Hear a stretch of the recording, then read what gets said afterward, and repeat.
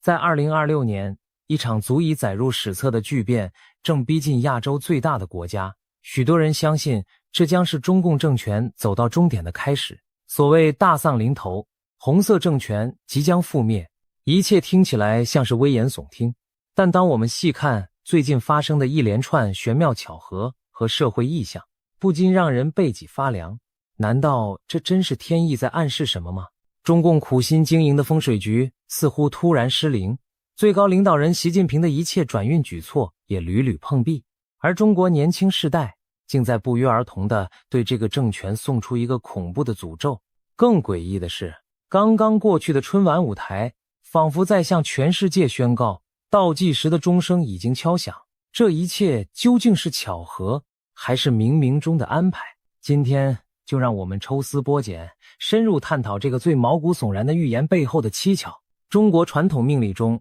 丙午年与丁未年相连，被称作赤马红羊年。其中2026年正是丙午马年，因天干丙属火，地支午也是马属火，所以俗称赤马年。紧随其后的2027年丁未羊年，天干丁也是火，因此并称赤马红羊。民间流传一种说法，逢此赤马红羊年，往往天下动荡，旧秩序瓦解，新旧交替之节会接踵而至。虽然现代命理师也提醒不要过度迷信巧合，但是回顾历史不难发现，一到火马、火羊年份，大事件真的特别多。最著名的例子莫过于1966年，同样是丙午马年。那一年中国爆发了文化大革命，全国陷入前所未有的混乱动乱。接下来的1967丁未羊年，动乱持续升级，红卫兵武斗血流成河，整个红色政权几乎走到崩溃边缘。再往前推60年，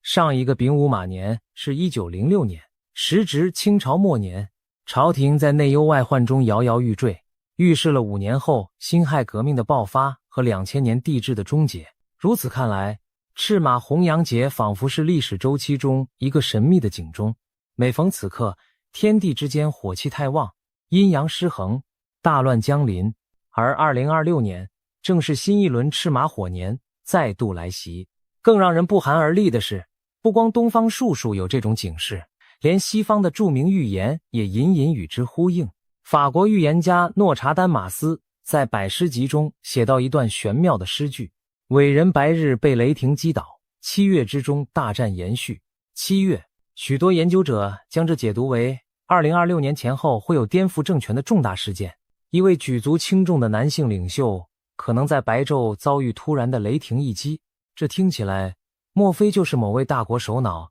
在晴天霹雳中倒台或身亡？而7个月的大战则被侍卫将有一场持续7个月的全球冲突很可能爆发在东亚，甚至直指中国及周边国家。诗中还提到海上将燃起殊死战争，并暗示7艘战船卷入其中。有人联想到南海局势，中国、台湾、越南、马来西亚、汶莱、印尼、菲律宾等7方势力环绕南海，蠢蠢欲动。难道预言中的那场7月大战就是中共在赤马年陷入的一场海上冲突？如果真如此，毫无疑问将重创这个政权的命脉。无独有偶，在中国民间一直流传着70年河东70年河西的朝代兴亡定律。中共建政自1949年至今也已经超过70年，渐入气数已尽的传统大限。有些预言奇书，例如据说出自明朝的刘伯温碑记，更直言不讳地警示过红朝气运不长，70载后必将走向衰亡。当然，这类传闻真伪难辨，但当前种种迹象让许多人坚信2026年前后就是关键节点。也就是说，若真有所谓天灭中共的天意，那么赤马年极可能是引线被点燃之时。也许是冥冥之中有所感应，标榜无神论的中共高层最近的动作却异常迷信。据传今年农历马年过年前，北京当局就因担心局势不稳，内斗加剧，暗中想透过改变春节大典的色彩与仪式来为自己转运，图个趋吉避凶。毕竟2026是丙午火马，火气太旺，他们怕烧到自己。于是在央视春晚这台全国瞩目的年度大戏上，出现了一些耐人寻味的布置。你也许已经注意到，今年春晚的吉祥物造型是一组四匹马，但它们的颜色很不寻常，分别是青黑色、青色、白色、黄色，唯独没有红彤彤的马。没错，中共刻意回避了代表火的红色，取而代之地凑齐了青、黑、白、黄四种，隐隐对应着五行中的木、水、金、土四行，仿佛想要以颜色之力补全五行，来压住过旺的火气。从风水角度看，他们企图用这套五行平衡的戏法来破解赤马红阳节带来的火灾之恶。然而让人瞠目的是，网友发现这四匹马的配色竟与圣经预言中的末日四骑士如出一辙。圣经启示录中的四骑士青黑、苍白、赤红、灰白，各自象征着瘟疫、战争、饥荒与死亡四大灾祸。春晚上这四匹青黑、青白、黄之马，不就对应其中瘟疫、苍青、战争、赤色被他们避开了，但青黑色马也被解读为瘟疫或死亡的一种，饥荒、黑或黄，可联想瘟疫与饥荒、死亡、苍白吗？本想消灾解厄，结果整出个末日场景，不能不令人倒抽一口冷气。这算不算是天意捉弄？越是掩盖火色，反而引出了更可怕的象征。中共越想压制厄运，却似乎正应了那句话躲不过的命运，反而加速降临。此时你可能在想，搞些颜色花招就能改变命运吗？这听起来未免太荒唐。但事实证明，中共高层对玄学的执着超乎想象。他们嘴上宣称唯物论，私底下谁都迷信得很。故宫角落藏着风水镜，天安门毛主席纪念堂的选址也据说是镇邪押运，这些坊间早有传闻。而今年春晚这几匹怪马更是明显透出高层的心虚与紧张。然而他们的昏招还不止于此，除了配色，今年春晚舞台上另一个惊人的变化是出现了大量机器人参与表演，整台晚会仿佛变成机器人大秀场，从开场到闭幕，各种会跳舞、会书法、会卖萌的机器人轮番登台，其数量之多，场面之盛大，前所未见。有人或许会说，这是展现科技强国实力啊，但深入想一层，味道就变了。为什么要临时在春晚大规模加机器人节目？知情人士分析，这应该不是导演组一时兴起的安排，而是带有明确政治意图，对内提振信心，对外秀肌肉。在内外交困下，中共想借高科技元素来塑造国运昌盛、前途光明的形象。然而他们千算万算，没想到这些冰冷的钢铁傀儡反而可能成为压垮自己国运的最后一根稻草。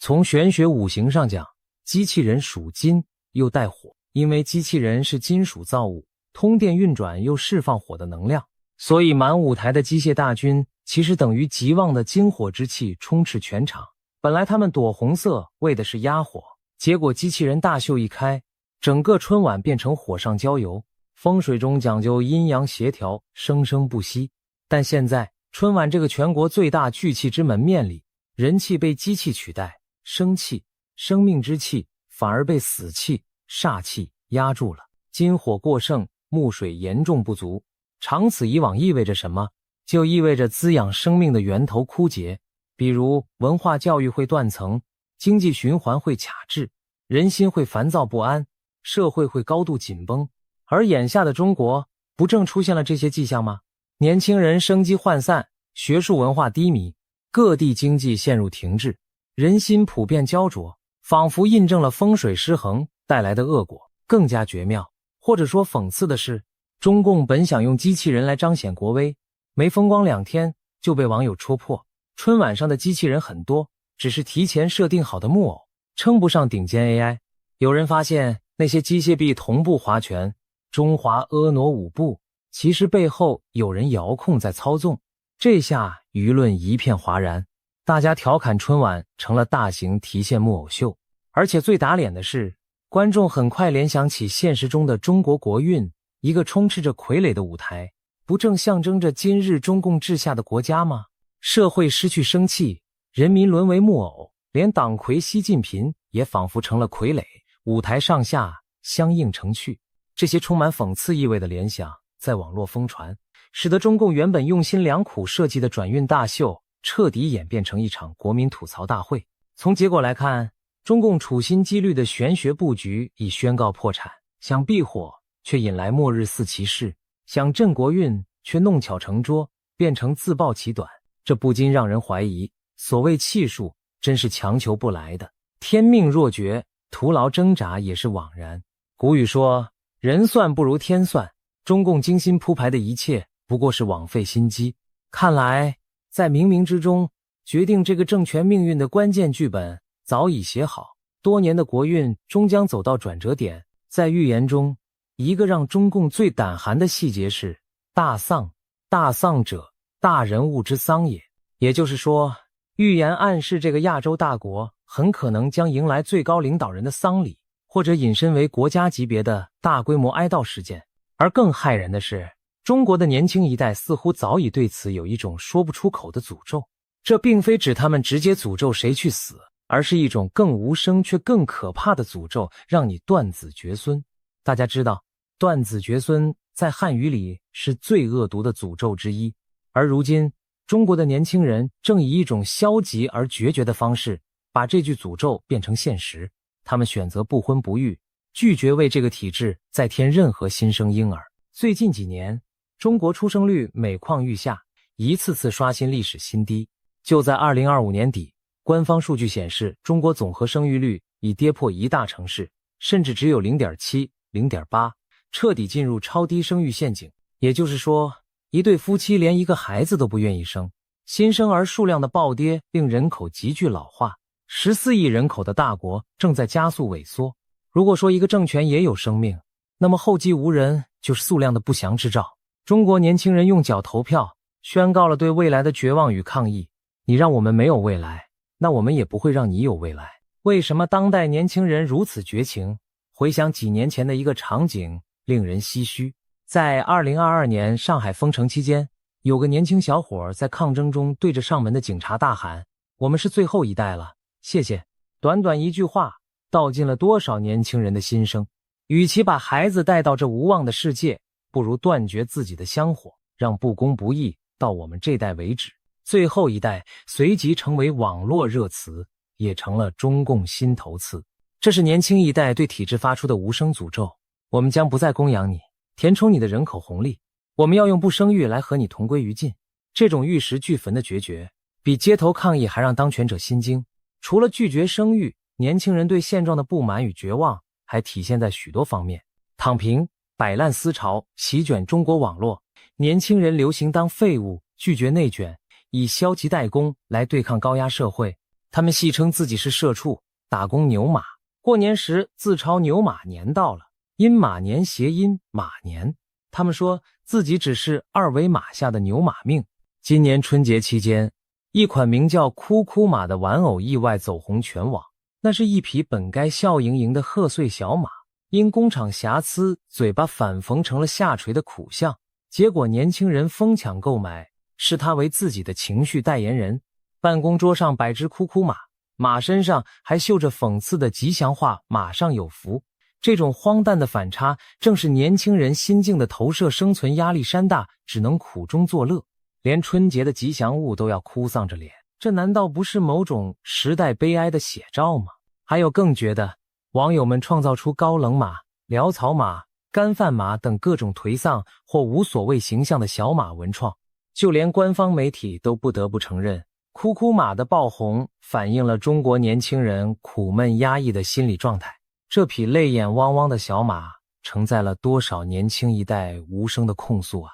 更妙的是，有人把春晚官方推出的一套马年宣传画和年轻人的吐槽结合起来，在网上形成热议。原本喜气洋洋的马年宣传插画，到了网友手里纷纷被二次创作成职场漫画。马儿被描绘成过劳加班的写照，讽刺年轻人在职场中被压榨的只剩下躯壳。一时间，职场控诉马图在社交媒体上刷屏，成千上万的年轻打工人对号入座，集体吐槽自己的处境。就这样，官方苦心营造的祥和气氛再度被草根舆论解构，喜剧变悲剧，贺岁变控诉。中共对年轻人的宣传完全失效，反而暴露出统治基础的动摇。当一代人集体消极厌世，这个政权还拿什么维系未来？可以说，中国年轻人的低欲望反抗正在构成对中共最阴狠的一击。没有战火硝烟，没有流血冲突，但这种灭顶危机更让统治者防不胜防。毕竟再强大的政权也承受不起整整一代人的消极怠工和断子绝孙。如果把国家比作一棵大树，青年就是源源不绝的养分和嫩芽，而现在这棵大树的根系却在自我枯萎，那等待它的只有轰然倒塌。难怪有人感叹，中共的终局倒计时不是从别处开始，而是从千千万万沉默的年轻人心中开始。他们什么都不做，却已经是改变历史的力量。当所有这些迹象汇聚在一起时，一些通灵预言家也站出来盖章，确认了这个可怕的未来。在海外华人圈，一位颇有名气的灵媒博主最近声称看到了2026年的巨变图景。他在最新一期节目里表示，2026年将是地球剧烈变化的一年，其中就包括亚洲某个最大国家出现结构性巨变。这位灵媒叫仙女星系的絮语，他强调说，从更高维度看，时间并不存在，但按照我们人类的时间线推算，从2025跨入2026的这个节点，未来一些走向已开始显形了。他提到一个引人注目的细节，原本可能在2025年发生的那场亚洲最大国家的剧烈变动，被往后推迟到了2026年年中前后。为什么延后？灵媒给出的答案耐人寻味，为了尽量减少人员伤亡。换言之，按照他的说法，本该在2025年爆发的大劫，被某种力量硬生生往后推了一阵，目的是让灾难来得稍缓一些，代价小一些。这听起来仿佛老天开恩，留了最后的宽限期。絮语进一步预测，巨变的时间点大概率会在2026年年中，可能稍有前后浮动，但大方向不变。到时候会先有一个足够大的事件充当导火索，把整个局面点燃，随之而来的不是小修小补的变动，而将是政权更迭、国家重构般的根本改变。他强调，这种改变不仅仅发生在一国，进入2026年后，全球可能有多个国家陆续进入结构调整、重新洗牌的阶段。但是作为引爆点的，无疑就是那个亚洲最大国家。那么这个亚洲最大国家指的是谁呢？灵媒没有直说，只是吊着大家胃口。但对绝大多数听众而言，第一反应无非两个选项，要么是横跨欧亚的俄罗斯，土地面积最大，要么就是人口规模、经济体量和影响力都更胜一筹的中国。结合前文种种迹象，再加上中共终局倒计时这一说法本就来自华人圈讨论，我们不难猜到，预言矛头十之八九是对准中国和中共政权的。毕竟如今俄罗斯的乱局大家看在眼里，但普京政权似乎还算稳固，反倒是中共看似铁板一块，实则内外交困，暗潮汹涌。值得注意的是，灵媒特别提及了大丧二字。所谓大丧，通常指国丧级别的人物离世。如果他的感应准确，或许暗示着中共最高层将有人在这段时间离场，无论是自然病亡还是意外身亡，又或是政治上的生死明灭。试想，如果习近平在明年中左右突然去世或倒台，那将是怎样的震撼导火索？一个统治多年的强人突然消失，引发的权力真空和内部震荡足以点燃整个局势。各派势力为争夺权力厮杀，14亿人对未来走向惶恐不安，这一连锁反应很可能带来政权的颠覆性巨变。而灵媒说延后是为减少伤亡，或许意味着如果巨变发生在2025年，本可能通过更血腥的形式，比如对外战争或内战爆发，死人无数；而延到2026年中，则也许以相对温和的方式收场，例如内部政变或和平倒戈，从而少流血。当然，这只是大胆的推测，但也不是没有迹可循。一些观察人士注意到，习近平今年过年期间异乎寻常的低调，据传连北京城都没离开过。往年他会下基层视察慰问干部群众，今年却深居简出，似乎对外界风声草动格外戒备。这未必只是防疫考虑，更可能是政治上的担忧。他不敢离开权力核心区半步，生怕出什么变数。毕竟党内斗争刀光剑影，政变这个词近年不断在传闻中出现，去年就有传言他在北戴河会议遭元老逼宫未遂，更早还有某某集团政变计划的风声，虽然多半是谣言，但从中也能窥见中南海内部的紧张气氛。当统治者开始风声鹤唳，往往意味着危机的临界点逼近了。综上所述，无论从天象玄学、民心向背还是政治迹象来看，2026年对中共而言都将是极不寻常的一年。色恶难逃，火劫临头，历史的大戏已进入最后幕布前的宁静，而我们正站在这巨变来临前夜的曙光下，既感到不寒而栗，又隐隐充满期待。毕竟每一次破局都是痛苦而壮观的，同时也是新生的契机。当钟声敲响0点，中国龙年的春晚在4匹末日之马陪伴下落幕，人们欢庆着新年的到来。然而谁能料到，倒计时真正开始的不是新年钟声，而是政权的终局之中。中共当局绞尽脑汁试图续命，却处处显露天意难违的迹象。他们怕火，火偏偏更旺；他们求稳，局势偏偏更乱；他们想让人民繁衍不息，为其贡献韭菜，年轻人却集体选择绝育式躺平。这一切仿佛早有某种剧本预定，任由人间权术如何表演，都逃不出既定的结局。历史告诉我们，一个王朝的覆亡往往伴随着荒诞的前兆和不可逆转的民心崩溃。秦朝末年，天降陨石刻着始皇死而地分，不久暴政激起天下群雄。明朝亡前，天现彗星瘟疫肆虐，农民起义四起。清朝末年，各种预言流言满天飞，义和团喊出扶清灭洋，却拉开了灭清的序幕。如今的中共也走到了和历朝末路极其相似的境地，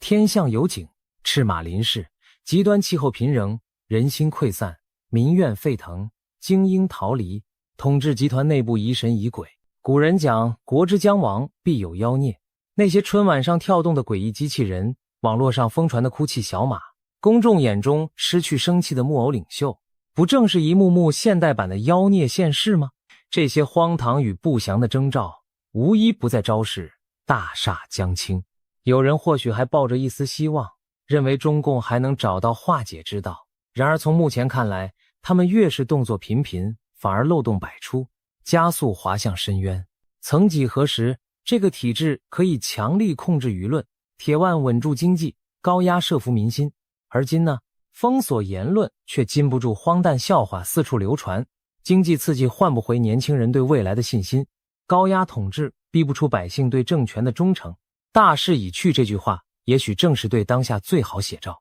就像那句古话，天欲其亡，必令其狂。上天如果要让一个政权灭亡，必先让他陷入疯狂的自我折腾。中共近年的种种倒行逆施与匪夷所思的举措，何尝不是一种回光返照般的狂态？而一切疯狂过后，等待他的将是不可避免的崩解。我们当然无法精确预知明天会发生什么，但是当前累积的种种能量都在逼近临界点。2026年很可能就是那个临界点。假如预言成真，我们将见证一场也许波澜壮阔，也许悄然无声的巨变。那个横亘70多年的红色政权会在自己的大丧之年土崩瓦解。或许先是最高领袖的谢幕，继而体制分崩，或许是意外事故引爆民变，又或许什么都不需要，只是如风中烛火般自行熄灭。无论如何，终局的倒计时已经开始。正如春晚舞台上演的隐喻，没有生命的机器终究取代不了真实的人心，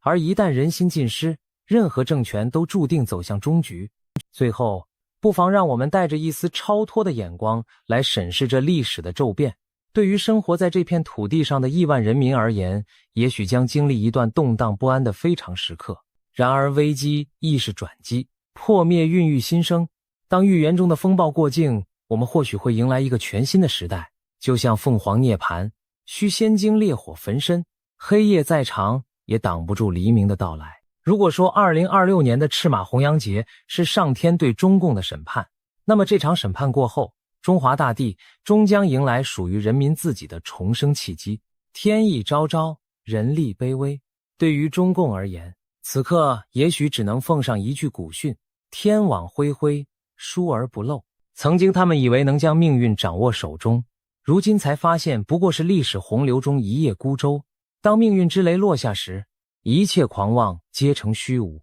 倒计时的每一秒都在提醒：天意难违，请君莫视。我们且拭目以待，迎接那历史转折的钟声真正敲响的时刻。届时，答案自会揭晓。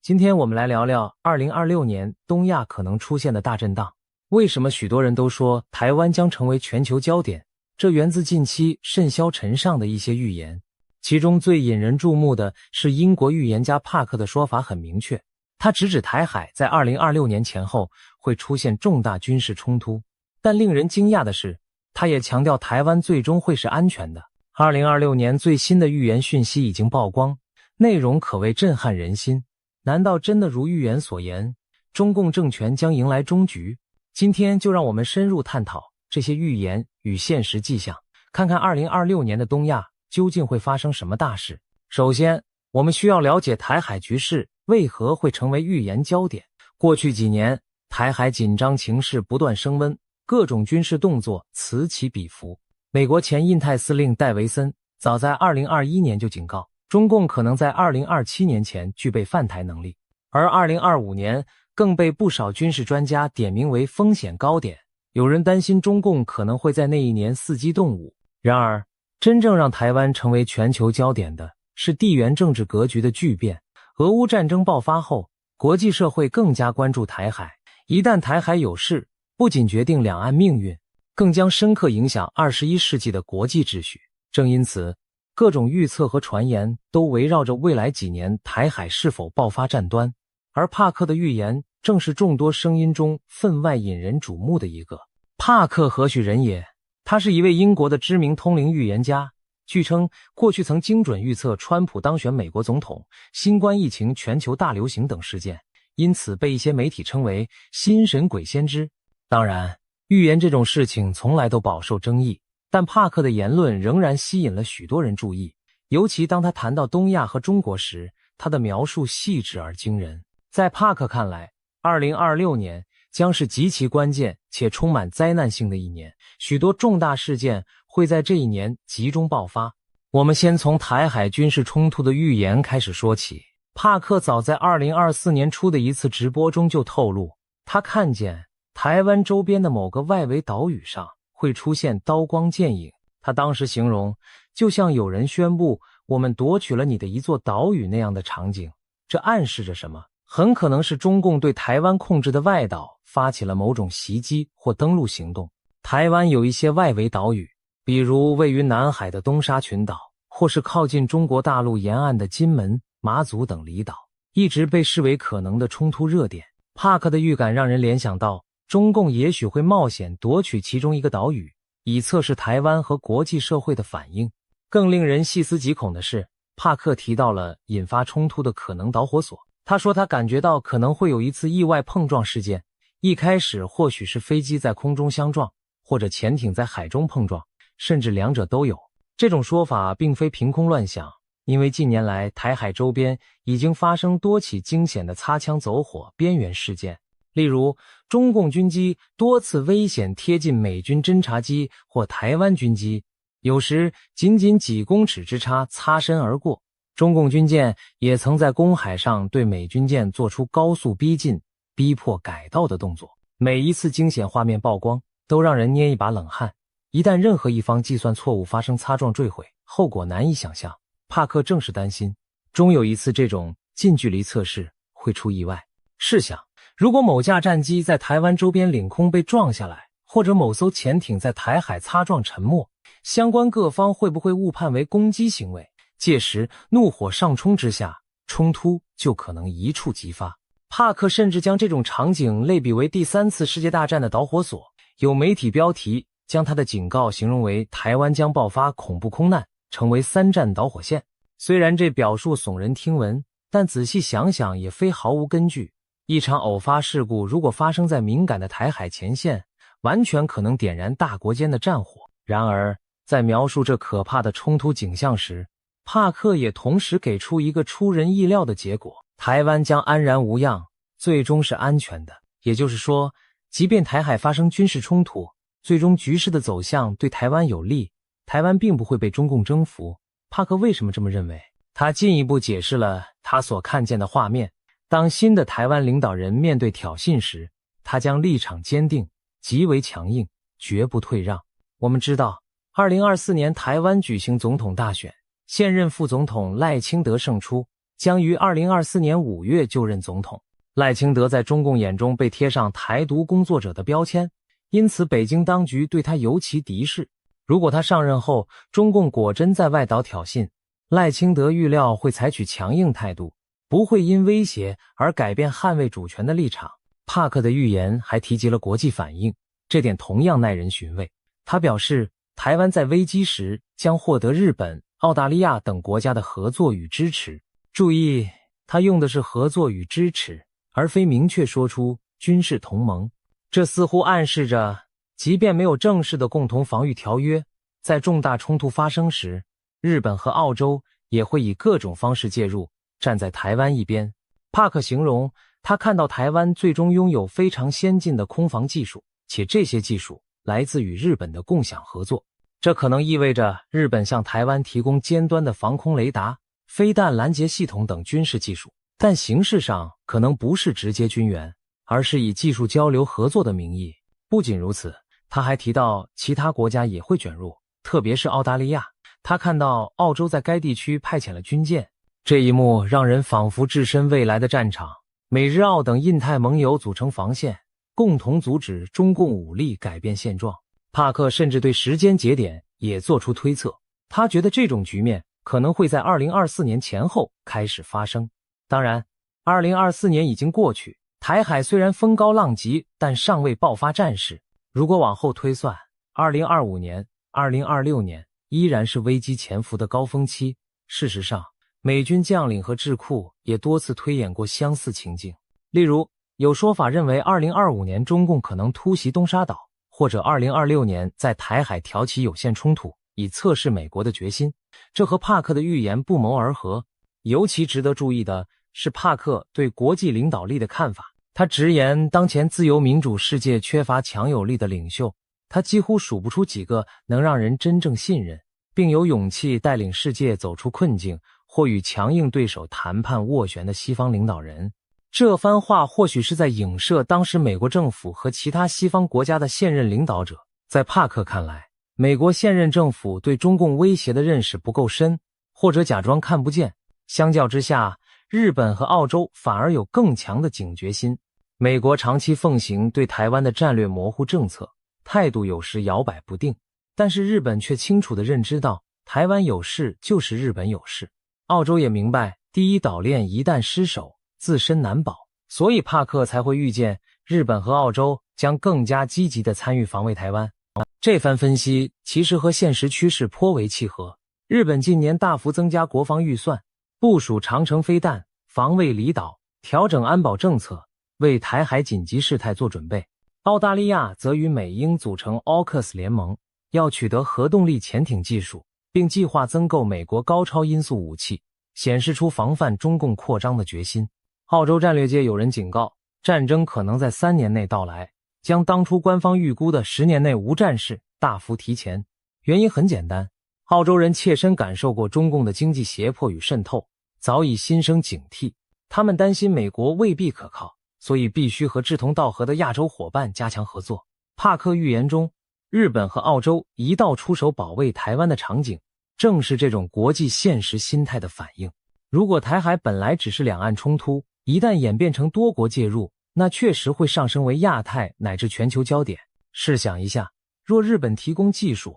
美国提供武器与情报，澳洲派出舰艇，甚至印度等国也施以援手，那么中共将面临一个庞大的国际联盟防线。这样的军事冲突不仅决定台湾存亡，也决定整个东亚力量格局的未来走向。难怪被形容为影响全球秩序的试金石。谈完军事方面，我们再看看帕克对中国内部局势的惊人预言，这一部分才真正让台湾乃至全世界投以震惊的目光。帕克明确指出，他认为2026年标志着中国共产党统治的终结之时。换句话说，他看到中共政权在那一年会发生翻天覆地的变化，甚至倒台。这可是一个石破天惊的预言。要知道，中共执政70余年，其统治看似稳固，尽管近年经历经济下行、防疫风波等挑战，但任何预测中共垮台的说法依然显得大胆。然而帕克言之凿凿，并给出了他看见的多重迹象，描绘了中共可能走向末日的剧本。首先是经济问题，帕克表示，中国经济的隐患正在迅速累积，2026年恐怕会成为这些问题全面爆发、引爆危机的一年。他提到了几项关键症状，包括工人被拖欠工资，制造业和地方财政陷入困境，债券违约频传，资金冻结现象蔓延，整个金融系统开始出现裂缝，房地产市场进一步恶化，原本就摇摇欲坠的楼市泡沫终于破裂。这些听上去几乎像经济灾难片的情节，然而我们回顾现实，会发现帕克所言非虚。2023年以来，中国经济增速放缓明显，青年失业率攀升到前所未见的高位，官方甚至停止发布相关数据，以免引发恐慌。多家大型房地产开发商相继暴雷，恒大地产、碧桂园等巨头债务违约，烂尾楼问题导致许多买房者断供抗议，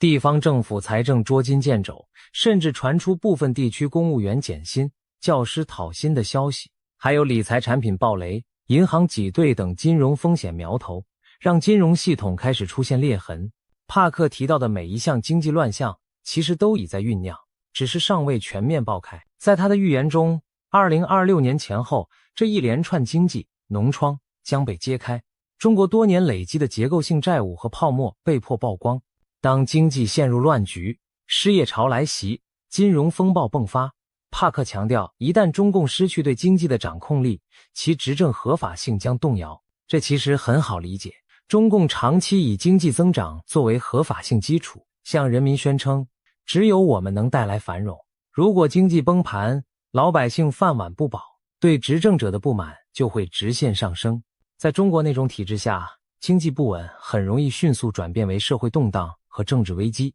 帕克紧接着预见，中共的政治环境也会在2026年发生巨变，他甚至用了翻天覆地一词，暗示变化之大超乎想象。他明确表示自己认为2026年就是中共终结之时。他具体提到了几个让人瞠目的细节。首先，中共常年在全球布局的影响力网络会在这一年陆续被曝光。帕克举例说，可能指的是英国方面近期揭露出多起中共渗透政界的丑闻，未来我们将看到更多跨国丑闻被揭露，涉及中共以金钱收买政治人物、渗透西方大学体系等等。他甚至提到西方社会中流行的某些觉醒运动，也就是所谓的政治正确议程，背后可能夹杂着来自中国与俄罗斯的资金在推波助澜，目的在于削弱西方社会的凝聚力。这些指控听起来像惊悚小说，但事实上西方情报和媒体近年也揭露了许多中共对外渗透的细节，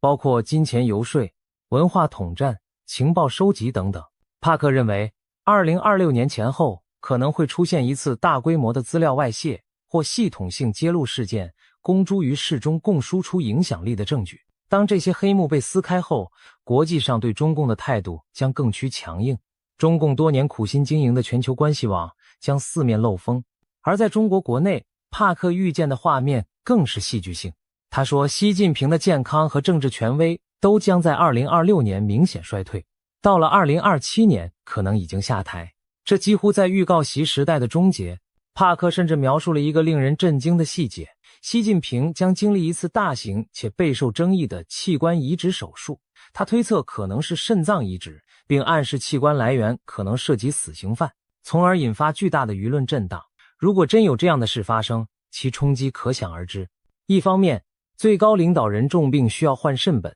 就足以引发权力真空的恐慌；另一方面，非法器官来源的丑闻将成为政治核弹，彻底击毁中共自诩的伪光正形象。值得一提的是，坊间确实长期有习近平健康不佳的传闻，有时他露面走路姿势异样，或久未公开现身，都引发外界猜测。如果帕克所言成真，那意味着习近平可能已无法稳坐权力宝座。更惊险的还在后头，帕克预言，同一时期，中国将有一名军方或安全系统的高层人物突然失踪，随后被宣布在诡异情况下死亡。外界将普遍猜测这是一次未遂政变的结果，也就是说，那名高官可能企图发动政变，但失败，被清除。这个情节可谓高潮迭起，仿佛政坛惊悚片。然而在对照现实，我们发现中共高层内斗的迹象早已存在。2023年就发生过几桩离奇的人事事件，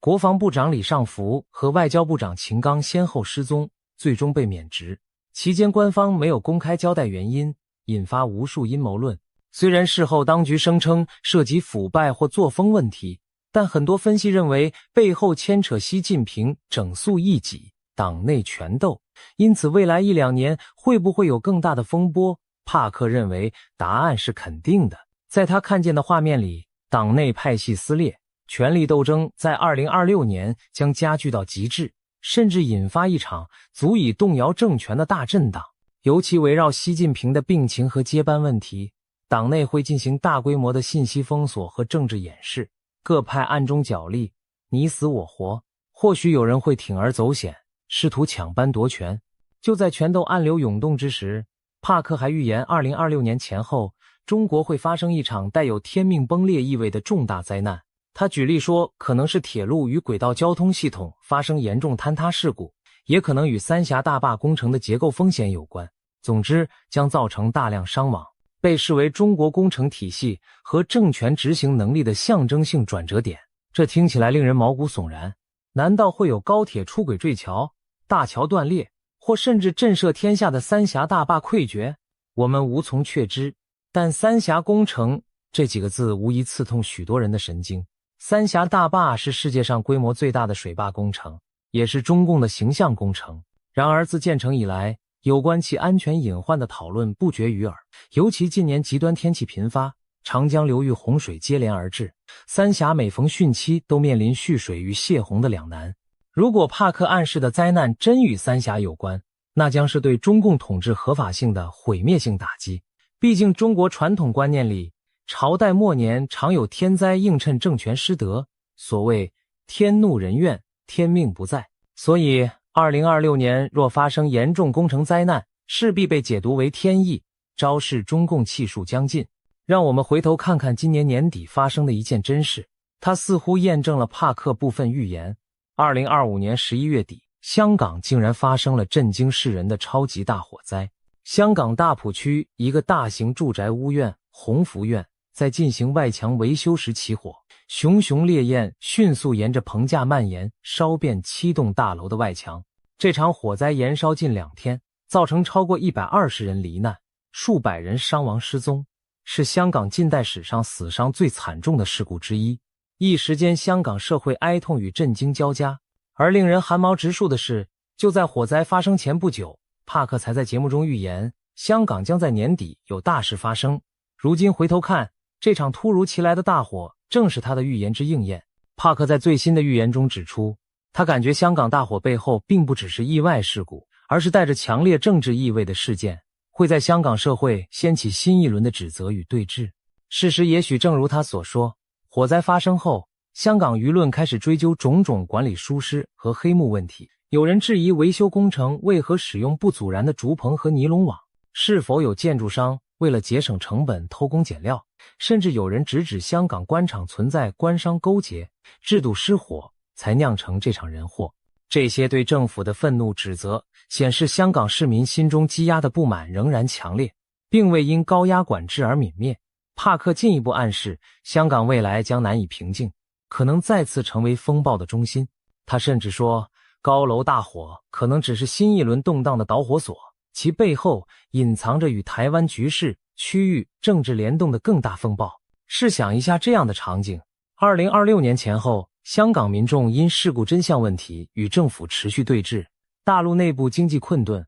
官民矛盾激化，台海这边中共对外挑衅却碰得头破血流，反而激起国际反击。整个东亚局势宛如火药桶周围窜起多道火苗，彼此遥相呼应。帕克还提到一个关键角色，就是印度。他感受到中俄关系在暗中出现了微妙的扭曲，而印度将成为其中博弈的关键角色。这又是怎么回事？我们不妨这样理解，帕克看见俄罗斯境内有一座大型军工厂遭到重创，这不仅仅是油田被袭击导致油价上涨的问题，而是一场更为隐秘、更具战略意味的破坏行为。他说他看到俄罗斯的军工厂正在俄境内被攻击和毁灭。帕克强调，他并不认为中国会直接向乌克兰提供武器，因此那些出现中文标示的武器残骸背后必定有隐情。例如，这是否意味着俄罗斯早就在囤积中国制武器？因为这次暴露，帕克感觉到中俄关系中存在一种微妙诡异的张力。表面上两国并非公开冲突，但私底下围绕武器市场甚至地缘影响力展开了深层博弈。他看到中俄之间的关系线条正在轻微扭曲，而印度将在这场博弈中扮演要角。帕克暗示，这种裂痕目前还不会导致中俄公开决裂，但在2026年前后可能逐渐浮出水面，成为全球地缘政治格局变化的一个隐秘信号。可以想见，如果俄罗斯因战事不利开始对中国有所猜忌，而中国对援助俄罗斯又态度犹疑，那么原本稳固的中俄联盟就可能出现嫌隙。再加上印度崛起后在国际舞台上地位提升，整个大三角关系都在变化，这对东亚局势而言无疑又增添了一层复杂性。说到这里，我们看到帕克描绘的2026年图景是何等惊心动魄。台海有惊险一战，但台湾挺住了。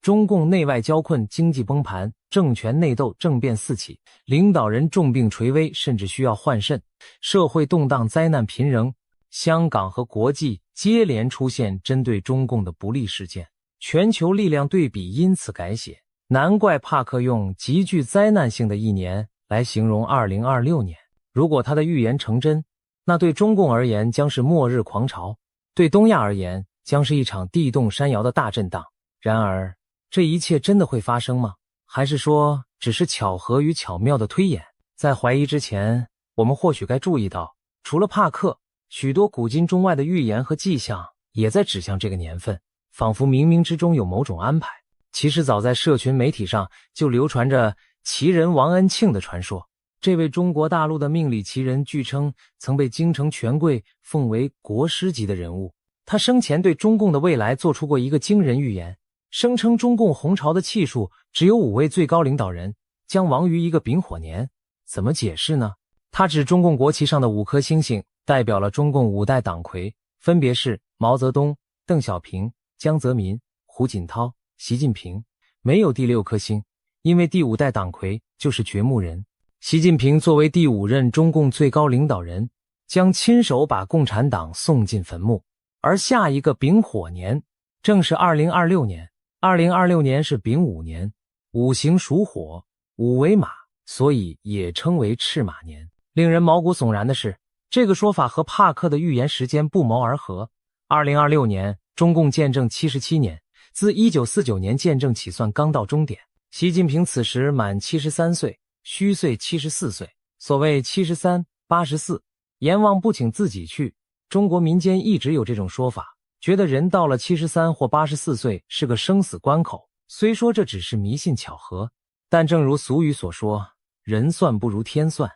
更有趣的是，还有不少流传在民间的隐晦预言同样指向2026年前后，好似众星拱月般交汇于此。一部在民间秘传的奇书《铁板图》，最后一幅画面就耐人寻味。山谷间有4只黑鸟飞过去了，唯独第5只白色羽毛的鸟半途撞山而亡，鲜血淋漓。旁边还写着一行小字：白羽毛鸟儿撞死在山这边。许多人根据这句话解读，白羽毛的鸟指的就是繁体字习，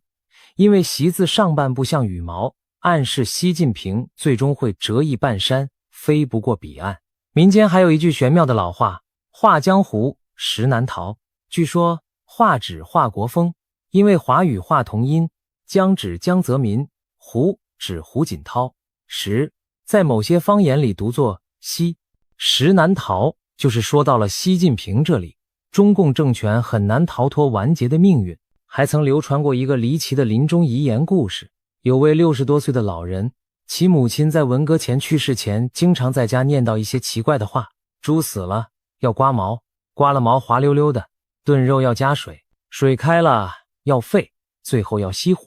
随着年龄增长，他陆续明白了这些话的意思。猪指朱德之死，刮毛指毛泽东去世，滑溜溜指华国锋下台，炖肉要加水里的炖字的读音接近邓小平的邓，水象征江泽民，肺的发音腹近似胡锦涛的胡，最后熄火则暗指习近平。整串隐喻把中共历任领导依次点到，结局便是熄火，熄的时代大火也熄灭，中共终结。另外2002年在中国贵州平塘县长布乡发现了一块震撼世界的藏字石，那是一块天然断裂的巨石，剖面上赫然刻着中国共产党亡6个大字。据中共官方调查，这些字都是天然形成，没有任何人工雕刻的痕迹。经专家鉴定，这块藏字石距今已有约2亿7千万年历史，上天似乎早已对中共的命运下了判词，中国共产党在劫难逃。有高人从天象角度解析，认为中共的国运应该是77年，到2026年结束，前后误差不超过1年，也就是说，中共有可能在2025或2026年灭亡。当然，预言终究是预言，未到尘埃落定之时，谁也无法笃定结果。或许帕克的某些细节会有偏差，毕竟未来瞬息万变，而且中共政权看似庞大强势，怎可能说垮就垮？这也是许多理性人士质疑之处。然而历史告诉我们，大帝国的崩溃往往就在顷刻之间。苏联解体前夕，又有几人能料到红色巨人会在一夜之间分崩离析？而现在，中共正面临类似的内外交困，经济荣景不再，社会矛盾暗伏，高层斗争加剧，国际围堵渐强。如果再遇上战事失利或天灾降临，集权体制内部一旦失控，崩盘速度可能远超想象。一位预言家提供的是他灵视中的图景，也许夹杂主观解读，但却给我们换了一种思考现实的角度。还有一个来自灵性领域的预言值得一提，在帕克之外，另一位名叫布兰登的预言师也谈到了中国的未来。他在节目中提到，似乎看到中国将经历一场大规模的精神复兴，宗教信仰和精神力量会从长期的压制中慢慢苏醒，由弱转强。那种罩在人们心头，不让大家有信仰，也不让大家看清真相的铁幕将被打破，人们将开始苏醒。换更直白的说法，它指的很可能是中国长期的无神论框架将被松动甚至瓦解，人心上的枷锁会被彻底解除。一对照其实不难发现，两位预言家的信息在某种程度上互相印证，大震荡之年也可能就是大复兴之年。想象一下那样的图景，2026年东亚风云突变，中共统治崩解，在短暂的混乱过后，中国社会挣脱思想枷锁，人们重新寻找信仰和价值观，长久被压抑的良知与传统回归人心，新的政治社会秩序开始萌芽。对世界而言，这将是一场巨大的巨变。一个10几亿人口的大国改朝换代，影响之深远，可比肩1991年苏联解体，甚至犹有过之。届时东亚的政治版图将被重绘，国际格局也将进入新的篇章。而台湾作为这场历史巨浪中的关键一环，将何去何从？从所有预言迹象来看，台湾反而可能在大震荡中稳如磐石，甚至成为带领华人世界走向新纪元的灯塔。台湾多年来坚持民主与自由，经受住了外交孤立和军事威胁的考验。如果中共倒台，那些压在台湾头上的战争阴云将瞬间消散，台湾不再需要天天提心吊胆，防备飞弹与军舰的威胁。而台湾作为成功的民主范本，或许会在中国巨变后发挥更大的作用。可以想见，国际社会将更加重视台湾的战略价值，因为台湾的存在证明了华人社会完全可以在民主制度下繁荣稳定。一旦中国政权更替，台湾可能成为协助大陆重建秩序、提供经验的榜样和桥梁。当然，短期内难免有难民潮、安全外溢等挑战，但长远看，那将是两岸关系和平新生的契机。总而言之，2026年在各种预言中被赋予了浓重的一笔。东亚大震荡，台湾成全球焦点，似乎命中注定要在那一年上演。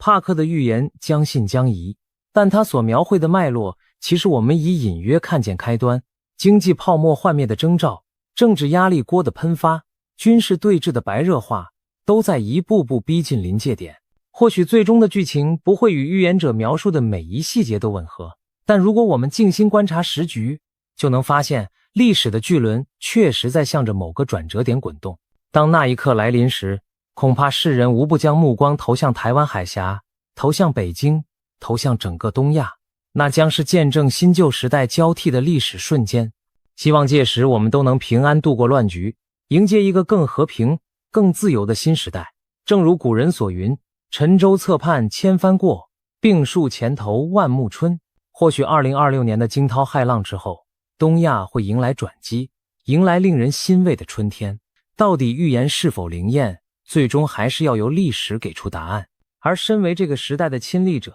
我们所能做的就是保持清醒，审慎以对，既不盲信危言，也不掉以轻心。当风暴真的来临时，唯有坚守普世价值和人性良知，才能让我们在巨变中立于不败之地。让我们拭目以待，迎接2026年可能到来的巨大考验与契机。今天我们来聊聊2026年可能发生的那些惊世预言。这些预言来自一位被誉为国际灵媒的女士，名叫朱迪，常年活跃于洛杉矶，拥有通灵和占星背景。她的直觉异常敏锐，累积了25年超自然领域的经验，许多知名人士都是她的客户。近年来，由于一系列惊人的预测成真，朱迪声名大噪。比方说，早在2022年之前，朱迪就预言了俄罗斯会发动战争，结果2022年俄军果然入侵乌克兰，验证了他的先见。朱迪还提前预见了英国女王的离世，当年9月，英女王果然驾崩。此外，他成功预测美国前总统川普将在2024年卷土重来竞选总统。随后川普的确宣布参选，他甚至指出中国最高领导人习近平会在中共20大上顺利连任，这也如期发生。随着一桩桩大事被他言中，朱迪获得了神准通灵师的美誉。如今时针指向即将到来的2026年，朱迪最新发布的一系列预言更是让人瞠目结舌。他认为2026年将是充满巨变和震荡的一年，世界格局可能出现大洗牌。在这份惊人的预言清单中，既有牵动亚太安全的台海局势走向，也有中国领导人习近平的最终命运，还出现了世界大国领袖遭遇暗杀的震撼场景，整个世界秩序可能因此重新排列组合，更有一长串自然灾难和异象将接踵而至。接下来，我们就深入探讨朱迪对2026年的这些主要预言，看看其中隐含了哪些令人不寒而栗又发人深省的讯息。首先，让我们从亚太焦点，也就是台海局势谈起。朱迪在预言中指出，2026年的台湾海峡局势虽然依然紧张，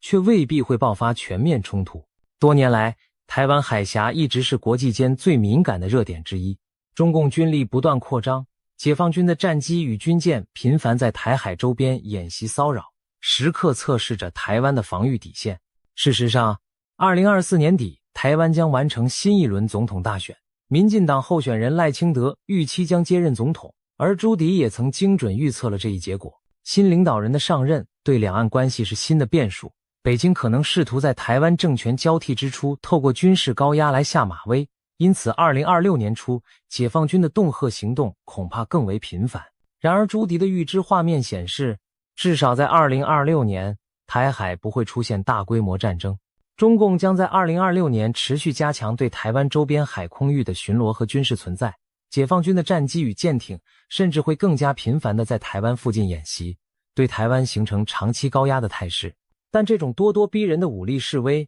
最终将点到为止，并未跨越真正开战的红线，让人不禁联想到1996年的台海飞弹危机。当年解放军以飞弹试射恫吓台湾，但在美国2艘航空母舰巡弋介入后，中共适可而止。朱迪的预言似乎暗示2026年的紧张局势将重演类似剧本，中国展示武力但收敛于临界点，美国则以强硬表态维持现状。尤其在朱迪的画面中，美国的动向对局势走向举足轻重。他预见一个特殊的背景，即2026年美国将由川普重新执政，这意味着美国对中国的态度会强硬但务实。川普政府划下清晰红线，不允许北京武力侵犯台湾，甚至传出川普本人可能在2026年4月访问中国，与习近平会面，期间双方达成某种默契或协议，使得北京在川普任内不至于对台动武。朱迪认为，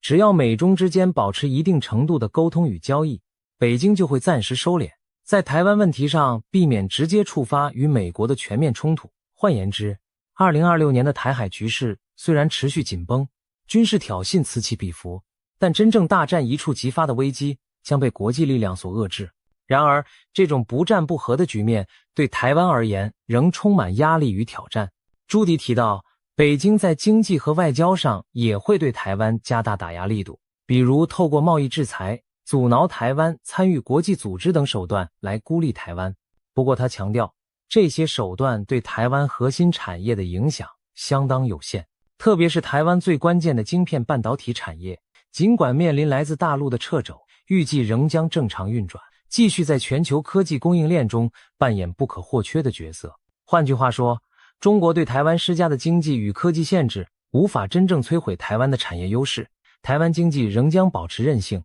面对高压威胁，台湾民众也展现出坚定不屈的意志。政府积极强化防务部署，争取更多先进武器，同时全社会提高警觉，频繁演练各种防空、防灾措施，以备不时之需。可以说，台湾将在风雨飘摇中锻炼出更强的生存能力，继续在夹缝中坚毅前行。值得注意的是，朱迪在预言台海局势时，还透露了一桩令人匪夷所思的神秘现象。他表示，2026年，人类可能会目睹海洋深处出现一系列诡异的绿色光体，就好似一支潜伏于深海的绿光舰队在暗潮下穿梭。这些绿光物体并非任何常规船只或自然现象，被视为某种不明物体，极可能与外星智慧的活动有关。更惊人的是，他警告这些海底的绿色光点，未来恐会对美国的国家安全构成威胁。试想，在紧张对峙的台海周边海域，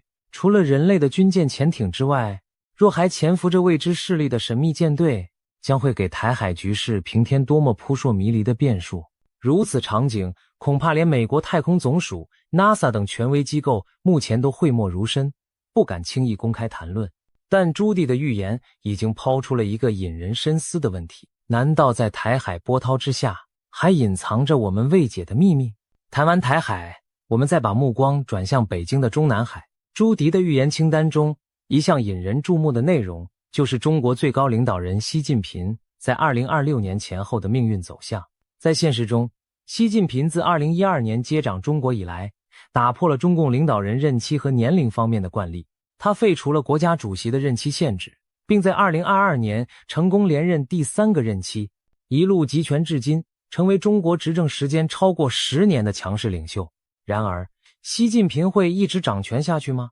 朱迪给出了他的答案。根据预言，习近平可能会在未来2年内逐步退出最高权力的位置。朱迪具体提到，中共第21次党代会将于2027年召开，届时习近平将年满74岁，已经超过党内7上8下的非正式规矩，意指中共高官年逾70岁需退位，这形成了一道隐形的年龄门槛。朱棣预见习近平和另一名中共要员蔡奇很可能会在21大之前选择退居二线或者转换职务，把权杖交给新一代领导人。也就是说，到2026年接近尾声时，习近平的政治生涯或许已进入倒计时阶段。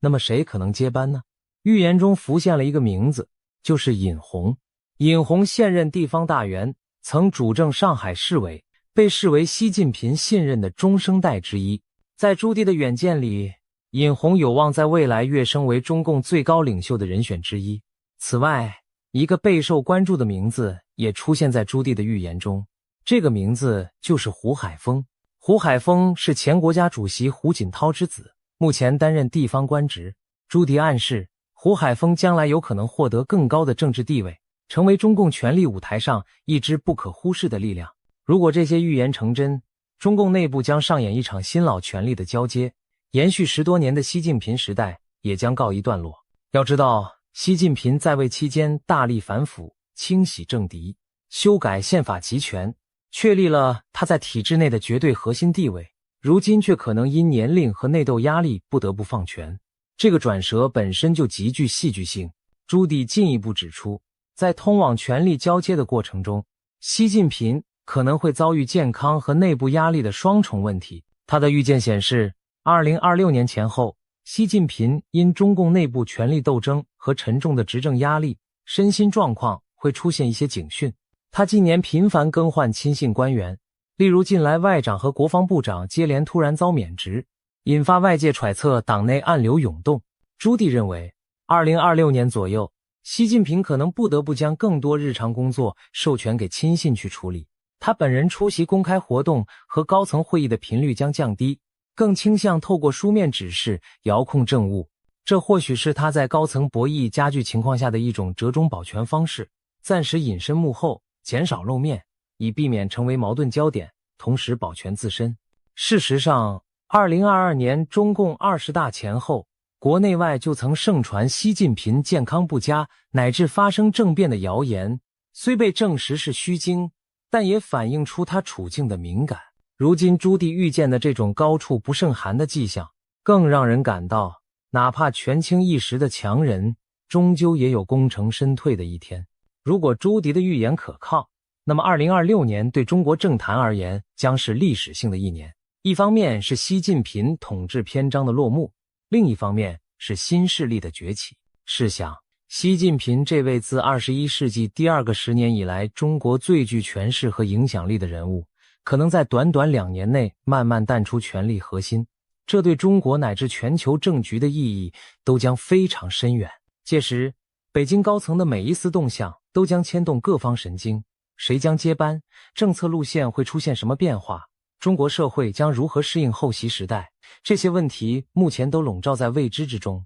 但朱棣的远见至少提供了一种可能，习近平的结局也许不是遭政变推翻或意外身亡，而是随着年岁渐长和党内压力增大而有序淡出，把位子让给继任者。如果这种相对平稳的过渡能够实现，对中国而言或许是一种幸运，意味着权力交替将在体制内完成，而不以剧烈动荡的方式上演。无论如何，2026年的中南海风云注定不会平静，全世界也将密切注视这个东方大国最高领袖的未来走向。除了国家间的博弈和领导人的兴衰沉浮，朱棣的预言中还出现了一幕令人震惊的场景：一位举足轻重的世界大国领袖将在2026年遭遇暗杀袭击。这则预言无疑让人倒抽一口冷气。历史上，刺杀国家元首或政府首脑的事件虽然罕见，但每一起都对国际局势产生巨大冲击。若真有大国领袖在2026年遇刺，势必震动全球神经。朱棣并未明确指出这位遭暗杀的领袖是谁，也没有透露事件发生的地点和细节。我们不妨大胆推想几种可能。从国际影响力来看，美国、俄罗斯、中国这3个超级大国的领导人，若有一人在此期间遇刺，无疑称得上大领袖级别的震撼。从地缘政治的敏感度来说，俄罗斯总统或美国总统，甚至中国最高领导人，一旦遭遇此劫，都将引发不可预料的后果。例如，如果是俄罗斯总统普京遭到暗杀企图，俄罗斯国内政局可能巨变，乃至影响正在进行或刚结束的战争走向。如果是不久后上任的美国总统遇刺，美国政治体系和社会都将经历滔天巨浪，全球盟友也会陷入恐慌。至于中国领导人如果遭袭，更是几十年未见的巨变，会令世界对中国政局的稳定性产生极大疑问。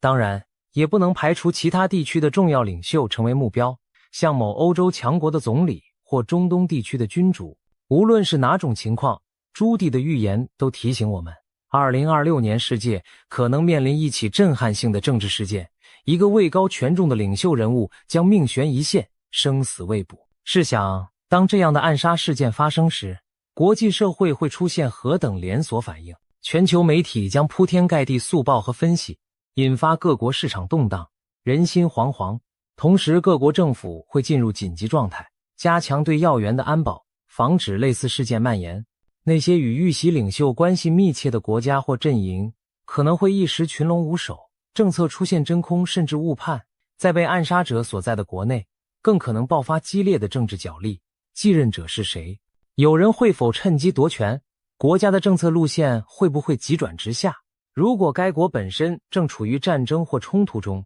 领袖遇袭更可能导致局势失控，比如军方强硬派可能发起报复性的极端行动。朱迪的预言让我们回想起1991年的一幕，当时苏联国防部长等强硬派发动政变，软禁了总统戈巴契夫，引发莫斯科紧张对峙。而在苏联解体前夕，时任俄罗斯总统的叶利钦甚至担心自己会遭暗杀，以致随身携带手枪防身。这些历史片段提醒我们，当一国最高领导人面临生死危机时，往往是整个国家甚至世界局势最动荡凶险的时刻。2026年若真如朱迪所示，上演这样惊心动魄的一幕，世界将重现现代史上罕见的巨变时刻。顺便一提，近年来小国也发生过此类剧情。2021年海地总统莫伊兹在官邸遇刺身亡，导致国家陷入长期混乱。可见哪怕是中小国家的领导人被暗杀，都足以造成巨大动荡，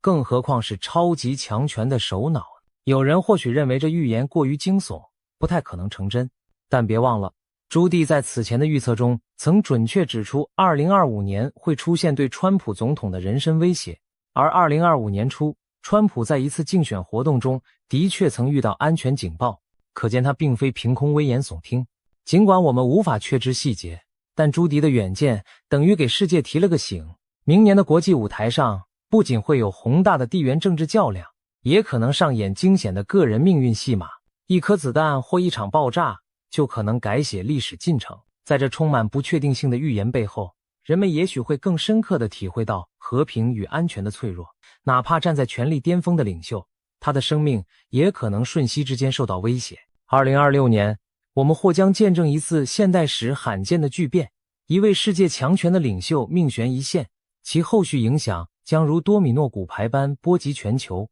当一位大国领袖遇刺，东方强人即将交棒之际，朱迪预言的2026年还隐含着更宏观的变局，世界秩序将面临一次大洗牌。这场大洗牌涉及国际权力格局和盟友关系的重大重组，以及几场决定未来走向的地缘政治事件。2026年被他形容为一个历史转折点，人类社会可能要重置某些旧有的秩序和规则。首先，在美国及其主导的西方阵营这一边，朱迪的预见极具戏剧性。他认为唐纳德·川普将再次担任美国总统，并在国内外推动一系列颠覆既有政策的举措。预言中，川普展现出强势的领导风格，他上任后迅速整合了共和党，在国会推动政府改革，也频繁举办造势集会以巩固基本盘。同时，他对内专注提振美国经济和军事实力，例如大力发展人工智慧技术，重振制造业和能源产业，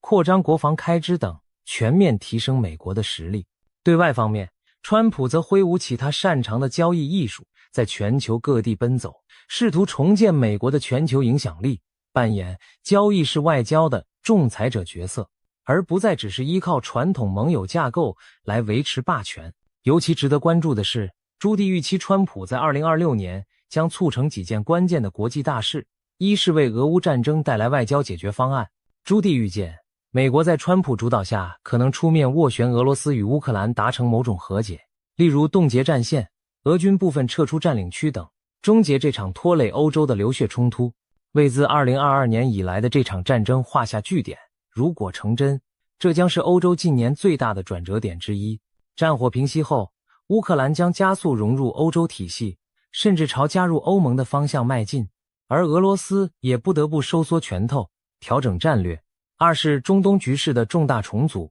预言提到，以色列总理内塔尼亚胡可能因国内对其交换人质的不满而提前在2026年6月举行选举，但由于缺乏有力的反对派，他预计仍将胜出再任总理。此外，更大的消息是，川普政府可能在背后推动以巴双方走向和谈，给长期动荡的加萨地带带来重建的曙光。如果巴勒斯坦自治政府领导人阿巴斯因年迈卸任，预言称其副手侯赛因·谢赫将暂代领袖，直到举行新选举，这暗示巴勒斯坦政坛也将出现权力过渡。同时，叙利亚由伊朗撑腰的阿萨德政权可能倒台，改变中东的力量版图。美国将强化与土耳其、沙乌地、阿拉伯、卡达、阿联酋等国的联系，以巩固中东的新格局。可以想见，如果美国真能主导结束一场欧洲战争并重塑中东和平，那么其全球领导地位将大为提升，世界秩序也会随之重新排列组合。其次，在欧亚其他地区，洗牌的迹象也处处浮现。东亚方面，日本可能迎来历史性变革。朱迪预言日本将出现首位女性首相高市早苗。一旦高市早苗上台，预期日本内政外交都会明显向右转，更加强硬地捍卫国家利益，包括放宽武器出口限制、扩充军备以及加强情报网络建设。日本的这一转向将使其在亚太格局中扮演更积极且独立的角色，也势必影响未来中日关系和美日同盟走向。再看英国，伦敦政坛也在酝酿变局，预言暗示脱欧派旗手奈吉尔·法拉吉将成为下一任首相的有力竞争者。如果法拉吉真的入主唐宁街10号，英国的政治光谱将明显右移，对欧盟的态度可能更加强硬或另辟蹊径，与美国的关系则可能更加紧密。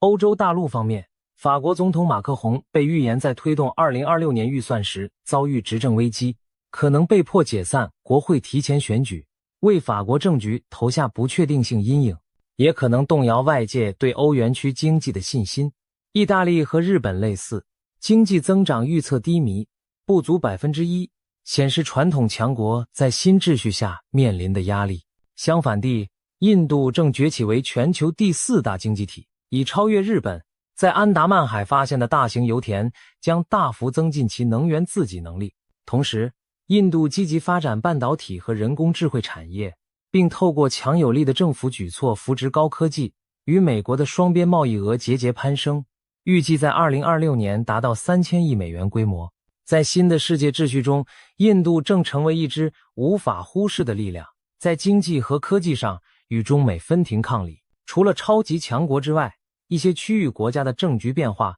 同样折射出世界秩序洗牌的趋势。比如中东的沙乌地阿拉伯正完成庞大的产业计划，如朱拜尔工业城第2期工程，继续朝区域强权地位迈进。巴基斯坦则重新加强与美国的关系，试图凭借自身的石油和矿产储备，在中东扮演更重要的稳定角色。东南亚方面，泰国将推出新的永续生态旅游法规，越南也计划出台环境保护法令，以在全球价值观新潮流中站稳脚跟。新加坡将开设最大的综合门诊和科学中心，并在年末完成连接马来西亚柔佛的捷运线，继续巩固区域创新枢纽的地位。这些种种发展显示，各国都在为适应新的国际环境而调整策略。值得一提的是，朱迪的预言中有几个国家被视为2026年最安全稳定的世外桃源，包括加拿大、阿联酋、澳大利亚、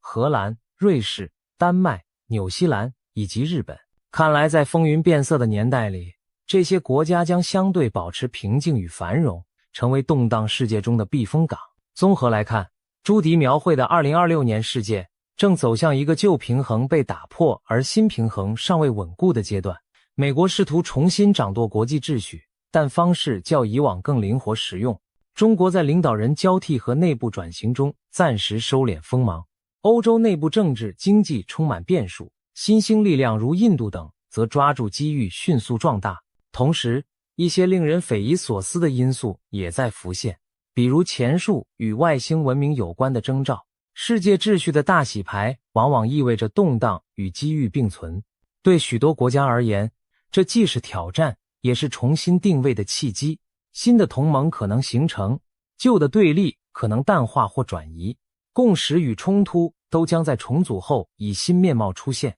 大体而言，朱棣眼中的2026年世界轮廓大致如下：美俄握手言和，中东重归稳定，中美重新谈判，欧亚权力消长，新势力崛起。许多情节磅礴存在于昨日还令人难以置信的剧本里，然而一旦预言成真，无数普通人的生活将被改写。对于身处这场巨变中的我们而言，也许要等到亲历其境，才真正理解这场秩序洗牌的意义和代价。每一代人或许都会见证一次世界的改组，而2026年或许正是我们这一代的分水岭。如果说上述政治预言已经够让人心惊，那么朱迪对2026年的灾难清单更是让人不寒而栗。他的远见中，2026年地球将遭遇一连串极端天灾与异象，考验人类社会的韧性。我们不妨按类别逐一梳理这份灾难清单。首先是来自太阳的威胁。朱迪预警2026年太阳活动将异常活跃，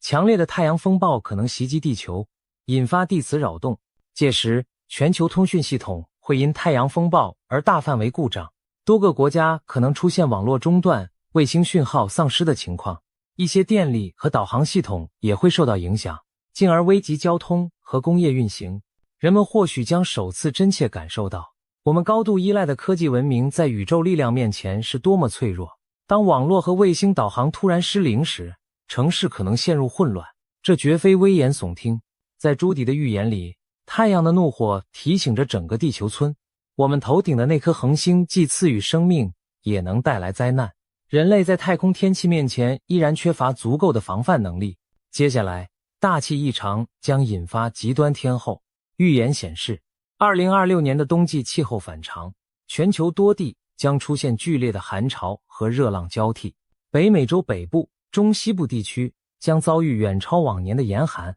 狂风呼啸，大雪封门。一些平日温和的地区也将被寒气笼罩。同时，东亚和欧洲部分区域却可能相对暖和少雪，气候模式大乱。而在夏季，欧洲的西班牙、葡萄牙等国将经历破纪录的热浪炙烤，酷暑引发干旱和野火。意大利则可能持续干旱少雨，农作物欠收。全球气候磅礴，愈发两极化，异常高温和严寒在不同地区此起彼伏。气象混乱的一年将对各国的能源供应、农业生产和民生造成严峻挑战。随着大气动荡，风暴与洪水也接踵而至。朱迪的清单中明确提到，2026年将有毁灭性的热带气旋侵袭亚洲，台湾、菲律宾和中国东南沿海将遭受超强台风的正面攻击，狂风暴雨所到之处，基础设施和城镇建筑将受到严重破坏，大批居民被迫疏散。另外，菲律宾中部的坎拉翁火山预计在2026年喷发，其火山灰将飘散至泰国和中国南方部分地区，导致空气品质恶化和航班中断。东南亚多国如越南、柬埔寨、印尼还将出现突发暴雨引发的严重洪水，旅游胜地被淹，道路和村庄陷入泥沼，短暂瘫痪当地经济活动。欧洲方面，极端干旱使南欧饱受炙烤的同时，北欧一些地区却可能遭遇暴雨和河川泛滥，甚至有迹象显示英国的重要电力或供水设施可能遭到骇客攻击，导致局部地区停电、停水和基础设施瘫痪。地球的怒吼还不止于风雨雷电。预言中，地震将在2026年频繁上演，多个地区都榜上有名。其中，亚洲的日本东京可能遭遇强震，美国的西岸、洛杉矶、旧金山、西雅图和东岸、纽约都可能感受到 6.0 级以上的剧烈摇晃。太平洋火环带上的阿拉斯加、菲律宾群岛、墨西哥、纽西兰等地也难以幸免。一些城市的高楼会在深夜突然晃动，人们不得不仓皇逃到街头，部分老旧建筑物恐怕会在强震中化为瓦砾。朱棣勾勒出的画面磅礴在提示，2026年将是强震频发的一年，地壳运动仍然潜藏着未知威胁。其中若有一场强震发生在政局脆弱的缅甸，可能动摇该国本就不稳定的局势，诱发新的内乱，甚至波及邻国。朱棣还暗示，缅甸地震后，泰国与柬埔寨交界地区的紧张摩擦可能升温，可见自然灾难还可能诱发人为冲突。与此同时，非洲大地则在炙热的太阳下经受另一种灾难，那就是干旱与饥荒。预言指出，非洲南部多国，包括南非、辛巴威、赞比亚、莱索托、马拉维等，将遭遇严重干旱，河流干涸，农田龟裂，粮食产量骤减，数百万人面临粮食与饮水短缺困境。旱灾引发的饥荒和疾病可能蔓延，成为一场人道主义危机。联合国世界粮食计划署将紧急行动，协同世界银行和各国盟友，为灾区输送食品和清洁用水，以挽救无数生命。非洲的这场苦难提醒着世人，气候变迁和极端天候对欠发达地区的打击尤为沉重，也考验着人类守望相助的良知。在美洲大陆，灾害同样此起彼伏。美国沿海地区将迎来异常活跃且猛烈的飓风季。朱棣特别提到纽奥良、佛罗里达和美国东岸部分城市将遭遇超强飓风正面侵袭，狂暴的风暴潮会吞没沿海，城市街道将变成河流，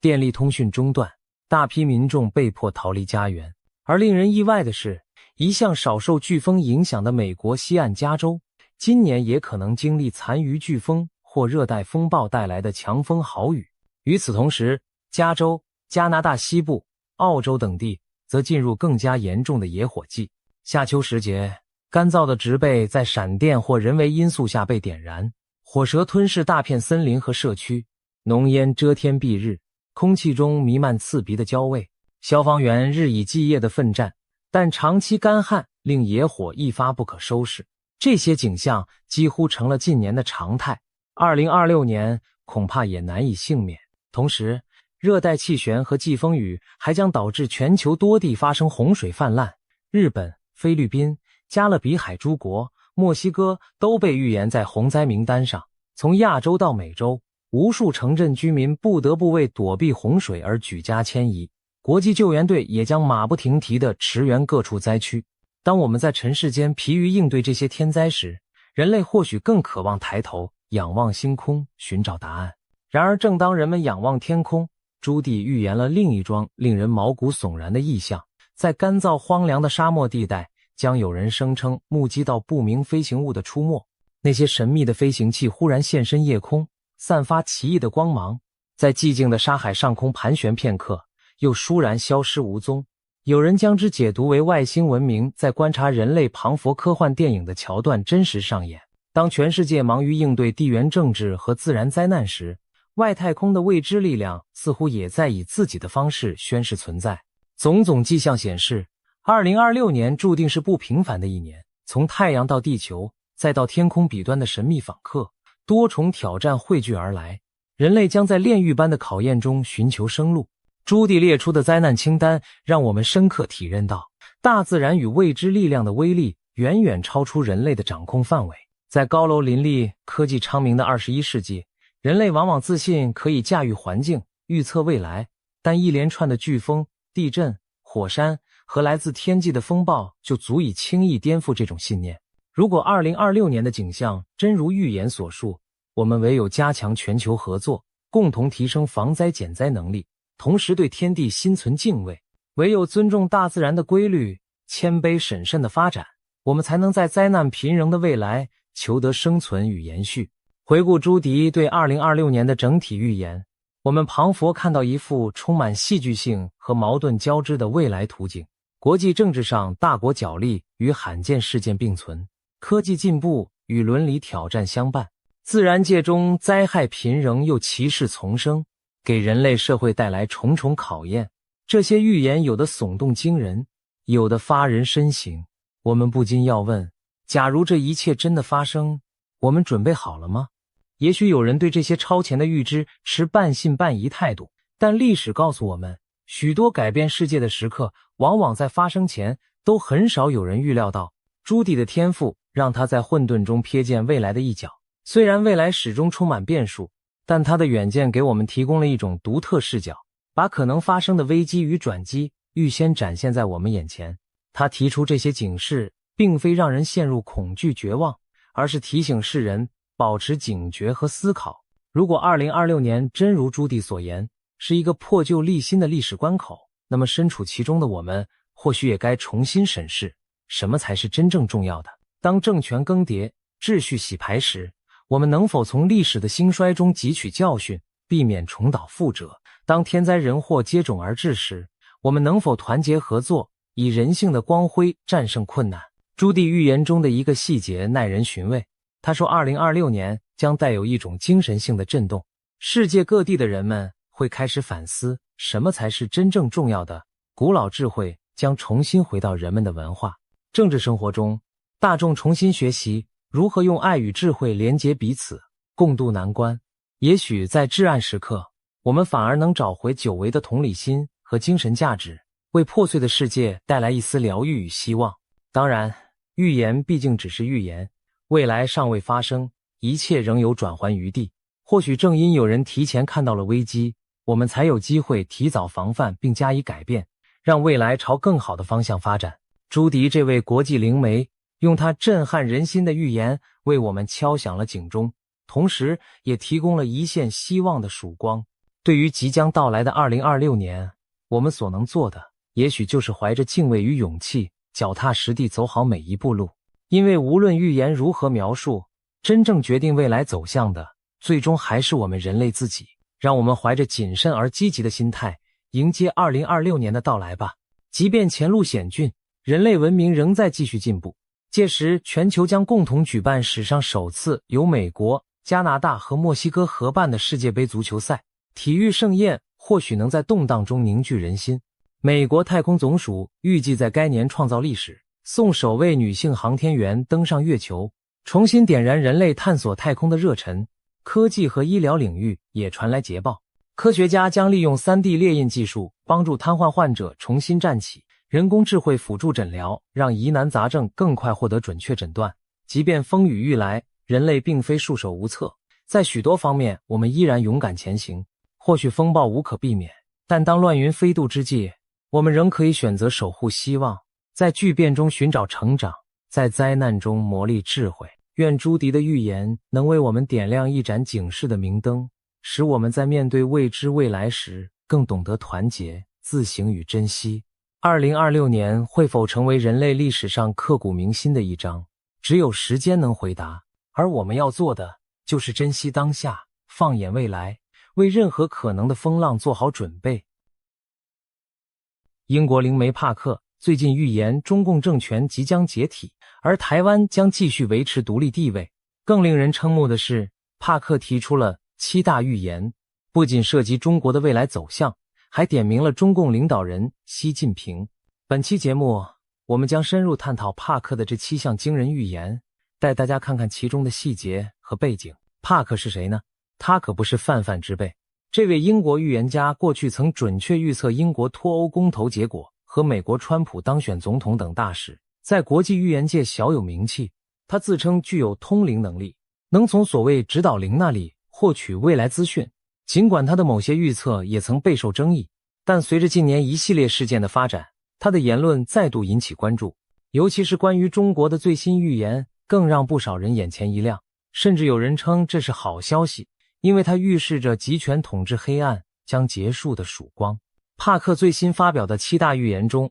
首当其冲的就是中共即将解体。他形容中共政权的崩溃将会是冰川式瓦解。什么是冰川式瓦解呢？大家可以想象高耸巨大的冰川在阳光下裂开的景象，一开始也许缓慢无声，内部却布满裂缝，最终会轰然倒塌。帕克暗示中共的倒台不会像闪电般瞬间发生，而是经历一段逐渐加速、不可逆转的崩解过程。他预测这一过程已经开始，并且会在未来1-2年内进入临界点。最近这几年，中国内部种种迹象似乎也印证了他的看法：经济下行、房地产暴雷、地方债务危机、年轻人大规模失业、人口负增长等等，就像一道道裂缝正在龟裂扩大。帕克认为2025年底到2026年初，中国经济和社会压力可能迎来临界爆发，届时地方政府财务破产、大规模银行挤兑、民生困苦引发的抗议浪潮都可能此起彼伏。他强调，这将引发中共统治根基的松动。冰川式意味着看似稳固的集权大厦其实已千疮百孔，只待最后时刻土崩瓦解。回顾历史，苏联的垮台也经历过经济困局和改革僵局的多年累积，中共如今遇到的内忧外患何其相似，一旦崩溃启动，就没有回头路。中共政权行将就木只是时间问题。那么什么时候会彻底瓦解呢？帕克没有给一个精确的日期，但透露了一个关键时间范围。他感应到这几年正是关键窗口期。有趣的是，帕克曾在5月份的一次谈话中提到，2026年是人类神性觉醒的最后窗口期。这样的说法仿佛暗示着2026年对中国和全世界都是命运转折之年。种种线索让人不禁联想，或许在未来2-3年内，中共政权将进入终局倒计时。帕克甚至用了倒计时这个词，强调变局不可避免。我们眼下所见的一切经济风暴、天灾疫病，可能都是风暴来临前的前奏。帕克的第2项重大预言直接点明了中共领导人习近平。他在预言中毫不避讳地指出，习近平自身恐怕难逃厄运。帕克声称，他从灵视中感受到习近平的健康正亮起红灯，一种严重的疾病缠上了这位中国最高领导人。有传言说习患有重病，帕克的说法与此不谋而合。他暗示习近平可能罹患某种颇为不妙的慢性绝症，甚至具体提及前列腺方面的问题。这讯息一出，令人震惊。如果习近平真有这样的隐疾，对中共政权无疑是一颗震撼弹。因为习近平过去10年来集权空前，整个中共体制早已绑在他一人身上。一旦这根支柱倒下，中共大厦的倒塌将更快更猛。帕克预言习近平撑不到2年，换句话说，2026年前后，习近平可能就会因病或者其他内外部压力而下台，失去对中国的掌控。如果真是如此，那将极大加速中共的灭亡进程。想想看，一个政权的掌舵人突然退出历史舞台，权力真空将引发何等动荡。帕克进一步预见，中共内部的权斗会因此白热化，各派势力争相角逐。在这过程中，共产党自身会被撕裂瓦解，甚至不排除出现政变或军中变故的可能。最近一段时间，北京政坛频频传出异动传闻，就连火箭军高层也经历大清洗。这些都被一些分析人士视为习近平权威削弱的迹象。帕克的预言无疑为这些猜测提供了更惊心动魄的注脚。习近平作为中共最后一任掌权者的命运，可能已经走到转折点。除了国内的经济社会危机和最高层的健康疑云，帕克还预见了中国社会将陷入一场全面的动荡。他的第3项预言指出，香港很快将再次爆发大规模抗争。香港在2019年经历反送中运动后被当局强力镇压，看似噤若寒蝉。然而帕克看到，香港这颗东方明珠的火种并未熄灭，反而在暗处蓄势待发。最近，香港发生了一场举世震惊的世纪大火，新界大埔鸿福苑住宅区发生特大火灾，几栋高楼熊熊燃烧，酿成100余人罹难的悲剧。这场5级大火造成香港数十年来最惨重的伤亡，引发了市民对政府监管失职的强烈愤怒。巧的是，帕克早在2年前就曾看见香港有高楼起火的画面，并指出这背后涉及政治因素。如今预言竟然应验，更增添了他预测的可信度。帕克认为，香港的这场劫难和民怨可能成为引爆未来抗争的导火索。他预警说，今年年底前，香港局势就会有大变化，甚至用了个隐喻：我看到圣诞灯饰在坠落，听上去诡谲难解。但帕克解释，这象征节庆欢乐不再，取而代之的是混乱与怒火。或许是香港街头圣诞灯饰被抗议者拉倒，又或许暗指节日期间社会发生骚乱。总之，香港的怒吼将再度响起。更大胆的是，帕克断言香港将成为最早脱离中共统治的地区。他仿佛看见未来某个时刻，香港人重新站上街头争取自由，并最终摆脱北京的枷锁。当然，中共不会坐以待毙。帕克预见当局会祭出极其残暴的手段镇压香港的起义，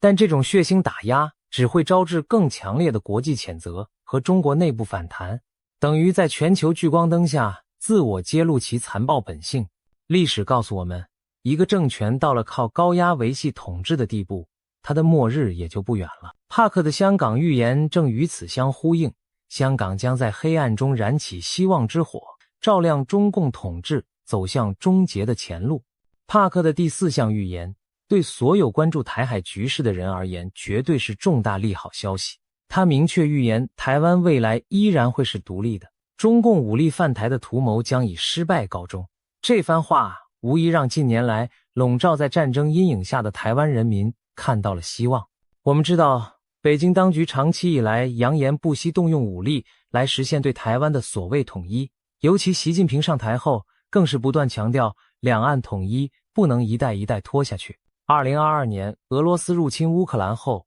国际上对中共可能攻台的担忧达到高峰。然而，帕克在今年1月中旬的一次直播中，凭借他的灵视能力，绘出一幅台海未来图景。中共虽然会对台湾采取军事行动，但注定无法征服台湾。他表示自己看到台湾周边有争议的小岛上刀光剑影，似乎发生了军事冲突。帕克推测，很可能是解放军试图夺取台湾外围某个离岛，或在台海爆发小规模交火。他同时提到一系列意外事件也许会成为战端导火索，例如军机对峙时发生擦撞，或者潜艇在海下相撞等等。他早前就警告过，解放军和美台军机军舰频繁的近距离对峙，迟早酿祸。如今他更坚信一次意外将引爆冲突。然而，帕克强调这场冲突的结果对台湾有利，新的台湾领导人会坚定守护主权，绝不退让，而民主盟友将纷纷伸出援手。值得一提的是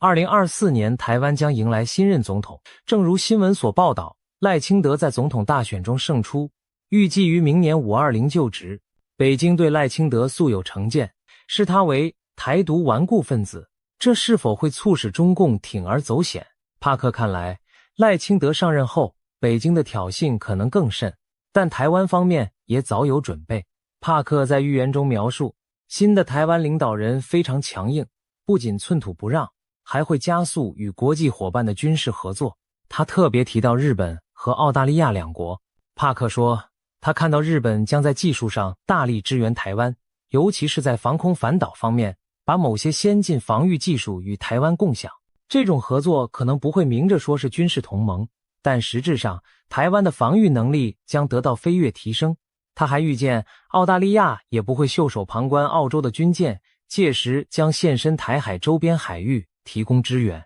这番预言相当具体生动，仿佛未来的某一天，美日澳台联手的画面已经浮现在他眼前。回头想想，澳洲近年来对台海安全的关切确实与日俱增。澳洲战略界有人早就敲响警钟，认为战争可能比想象中更近，呼吁提升3年内开战的应对能力。澳洲也与美英组建了奥克斯联盟，准备打造核潜舰。同时，日本也通过了新安保战略，明确表示台湾有事即日本有事。民主国家空前团结的趋势，正好印证了帕克的预言。可以说，他的预测并非天马行空，而是捏合了现实中正在形成的脉络。结果是，中共若妄动武力，将面临区域联盟的合围反击。帕克斩钉截铁地表示，他看不到台湾被征服的未来，相反，种种迹象显示，台湾最终将越发强大自立，在国际上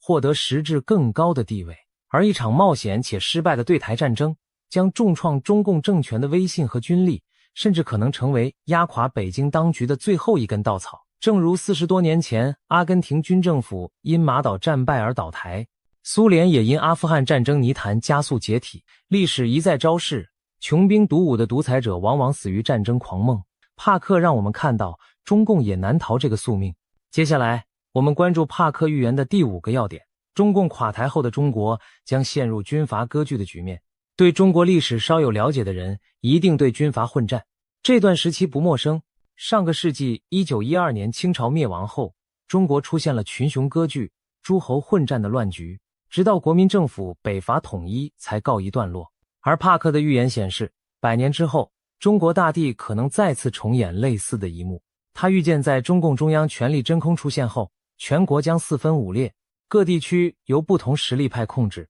各自为政。用中国话说，就是天下大乱。这似乎与我们传统印象中当代中国高度中央集权的样子相去甚远。但让我们设想一下，如果哪天中共中央无法有效行使权威，地方会是什么情形？其实近年来，地方势力和中央离心的苗头不断增长。经济好的省份怨中央财政汲取太多，经济差的省份则自顾不暇。甚至有消息传出，在中南海权力斗争白热化之际，各军区的将领并非铁板一块，有些人对最高领导并不完全买账。如果习近平突然退出政治舞台，不排除某些握有兵权的高官拥兵自重，割地称雄。帕克提到，中国会出现军阀割据的局面，无疑是这种可能性的写照。一些沿海富庶地区也许会趁机追求更大自治，甚至有人猜测广东、上海这些地方本就对中央某些政策阳奉阴违。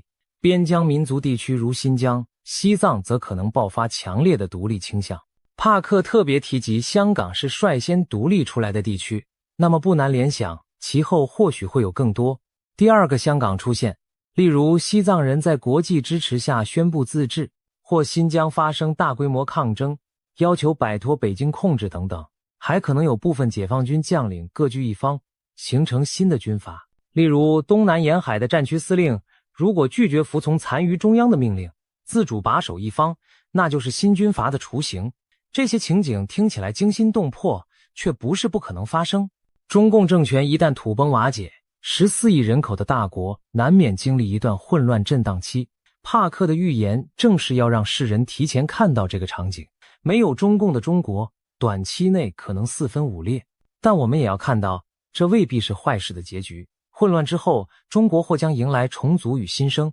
就如同当年各路军阀乱斗最终让位于新的国家政权。一个没有共产集权的新中国，或许将在洗牌后重新站起。在动荡年代中，中国人民展现出的韧性和智慧，终将决定未来的走向。说完中国内部，我们再把目光放向全球视野。帕克的第6和第7大预言，把范围扩大到了其他集权统治国家，预示一场全球性的专制瓦解浪潮即将到来。其中之一是中共在中东的重要盟友伊朗。帕克预言，伊朗将在不久的将来爆发革命，宗教集权政权会被推翻，这可是一个重量级的预言。大家知道，伊朗自从1979年伊斯兰革命以来，神权政体已经统治40余年。最近几年，伊朗国内民怨沸腾，年轻世代对于高压统治和严苛的宗教法律日益不满。从2019年的经济示威到2022年震惊世界的玛莎·阿米尼事件，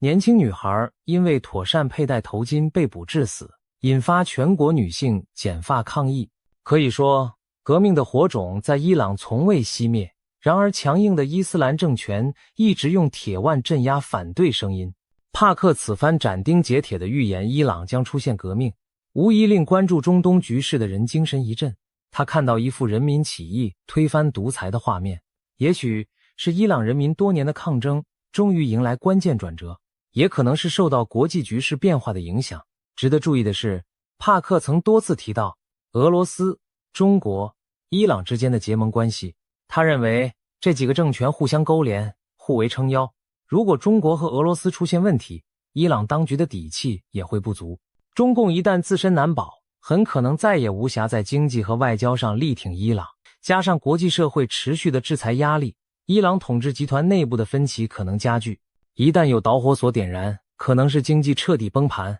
或宗教领袖更迭，引发权力真空，又或者军中出现同情民众的派系，那场迟来的自由革命就会爆发。帕克的语气中充满肯定，仿佛已经看到伊朗民众走上街头，推倒神权雕像的胜利景象。这不禁让人想起2011年阿拉伯之春中埃及、利比亚等国人民推翻独裁的场面。如果伊朗革命成真，将是中东历史新的里程碑，也将极大改变地缘政治格局。对中国人而言，伊朗政权的垮台有着特殊意义，它象征另一个顽固的反自由堡垒被攻破，印证了集权体制皆非铁板一块，给尚在黑暗中的中国送来国际声援和信心。最后，第7大预言则把目光投向美洲的红色堡垒古巴。帕克预言，在这波全球变局中，古巴的共产政权也将终结，迎来政治巨变。古巴自1959年卡斯楚领导革命成功以来，已经在共产党统治下度过了60余年。虽然老卡斯楚已作古，他的弟弟劳尔卡斯楚也退休，但古巴依然是一党专政、经济困顿的局面。古巴和中国的关系一直十分密切，中共是其主要经济援助和政治撑腰。帕克认为，当中共自身难保时，古巴失去后盾，内部要求变革的呼声将再也无法压制。其实最近这些年，古巴民众的不满已有显露。就在2021年，古巴各地爆发了数十年罕见的大规模反政府抗议，民众走上街头高喊自由，要求食品、疫苗和基本生活保障，这被视为古巴共产政权统治松动的信号。当时政府也是借助警察镇压和断网措施，才勉强控制住局势。帕克现在的预言等于宣告，古巴这最后的拉美红色据点也撑不住了。他看到古巴出现变天的画面，或许是人民再度群起反抗，或许是统治集团内部出现改革派领袖。总之，数十年的共党统治行将谢幕。一旦古巴走向民主，将会对整个拉美地区产生示范效应，彻底终结冷战遗留的意识形态对立局面。想象一下，哈瓦那的马尔蒂纪念碑前飘扬起代表自由的新旗，那将是多么振奋人心的时刻。对中国人来说，古巴政权的倒台也具有象征意义，意味着共产主义在全球范围日薄西山，中共再失去一个精神和舆论上的盟友。过去，中共常吹嘘世界上还有许多国家走社会主义道路，如今一个个红色政权阵营瓦解，只剩下他自己孤掌难鸣。帕克的全球预言传递出这样一个信息：中共的崩溃不仅是中国一国的事，而是整个世界告别集权的一部分。中国、伊朗、古巴乃至朝鲜这些专制政体彼此命运紧紧相连，将在未来几年内接连倒下，为世界带来新的政治篇章。谈到这里，我们不妨纵观全局，把帕克的7大预言串联起来，可以发现一个耐人寻味的脉络：一场全球性的解体骨牌即将倒下。中国作为最大的共产集权，其崩解将牵动周边和盟友政权的瓦解。反过来，当其他集权纷纷垮台时，又会反作用刺激中共更快灭亡。帕克预言的画卷中，仿佛正上演一次21世纪版的世界大解放。东亚的红色帝国土崩瓦解，中东的神权高墙倒塌，拉美的赤色旗帜降下。而在这巨变的浪潮中，有几个名字注定载入史册：香港再度高举反抗的大旗，台湾屹立不倒的自由灯塔，还有那千千万万勇敢站出来的普通人。帕克的预言之所以令人振奋，不仅在于他描绘了独裁者的结局，更因为他强调了人民的作用。无论是香港人的抗争，伊朗女性摘下头巾的勇气，还是中国百姓在白纸革命中举起白纸，古巴年轻人在广场上高呼自由，这些看似渺小的举动汇聚起来，就是足以改变历史的洪流。当然，很多人会问，帕克的预言真的可靠吗？毕竟未来充满变数，任何预言都可能只是巧合或者一厢情愿。我们不可否认，预言毕竟不是科学预测，里面掺杂着超自然的成分。然而，帕克的许多预言并非毫无依据的悬想，而是有一定现实苗头可循。他曾提早感知香港大火等事件，也早早谈到过俄中伊结盟、朝鲜政权可能的动荡等等。而他对中国的看法，某种程度上反映了一些海外观察家的共识：中共内外交困已经走到强弩之末。一位深谙中国政治的学者就形容当前局势是中共64年风雨飘摇、第4次历史决议后的延命，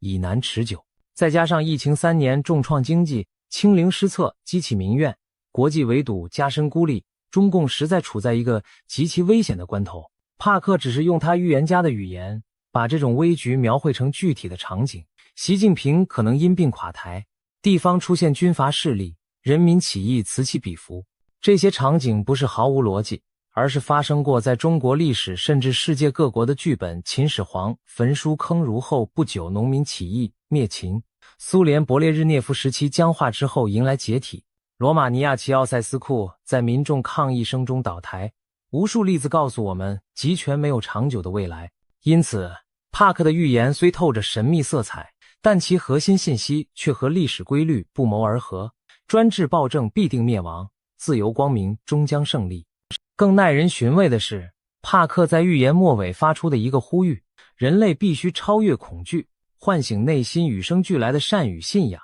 来共同对抗那盘踞世间的邪恶力量。他甚至明确指出，中共不仅是一个政治集团，更像是一种邪灵，它败坏着人的道德和精神。如果任由这股邪恶继续扩张，人类文明将被毁灭殆尽。这番话听起来近乎宗教宣言，但也点出了中共统治另一个常被忽视的层面：他对传统价值观和人性善念的侵蚀，从破坏传统文化、打压信仰群体，到鼓吹无神论、物质主义，中共在过去几十年可谓用心险恶地改造了中国人的精神世界。帕克将其上升到邪灵毁灭人类的高度，提醒世人，这不仅是一场政治斗争，更是一场善恶较量。他相信2026年是人类觉醒自救的最后窗口，希望更多人看清中共本质，不要被恐惧蒙蔽，勇敢站在历史正义的一边。结语时刻，我们不妨再回首帕克的整套预言：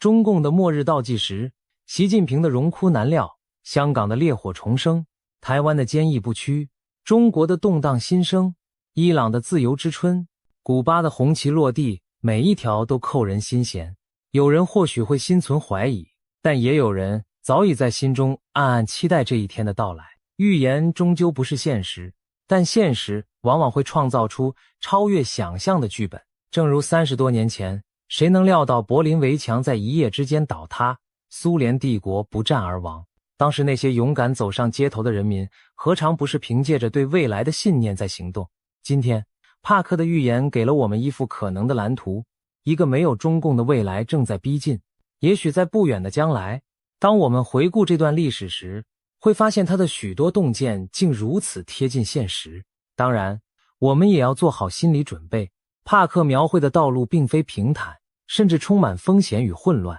但破晓前的天空往往最为黑暗。不要忘了，黑暗尽头就是黎明。历经苦难的中国人民一定能迎来属于自己的峥嵘年代，让我们怀抱希望，拭目以待。帕克的预言会全部应验吗？中共会否真的在历史洪流中解体消失，取而代之的是自由新生的华夏？时间将给出答案。我们可以确信的是，每一个追求自由、正义与善良的人都是塑造这答案的一部分。就像帕克所呼吁的那样，勇敢地超越恐惧，坚守内心的善念。当足够多的人这样做的时候，任何预言中的美好未来都不再只是预言，而将成为我们共同创造的现实。让我们期待并迎接那一天的到来，光明就在前方，我们不会再等待太久，翻页的时刻近了，历史新章即将展开。今天的节目就到这里，感谢各位的收看，我们下次再见。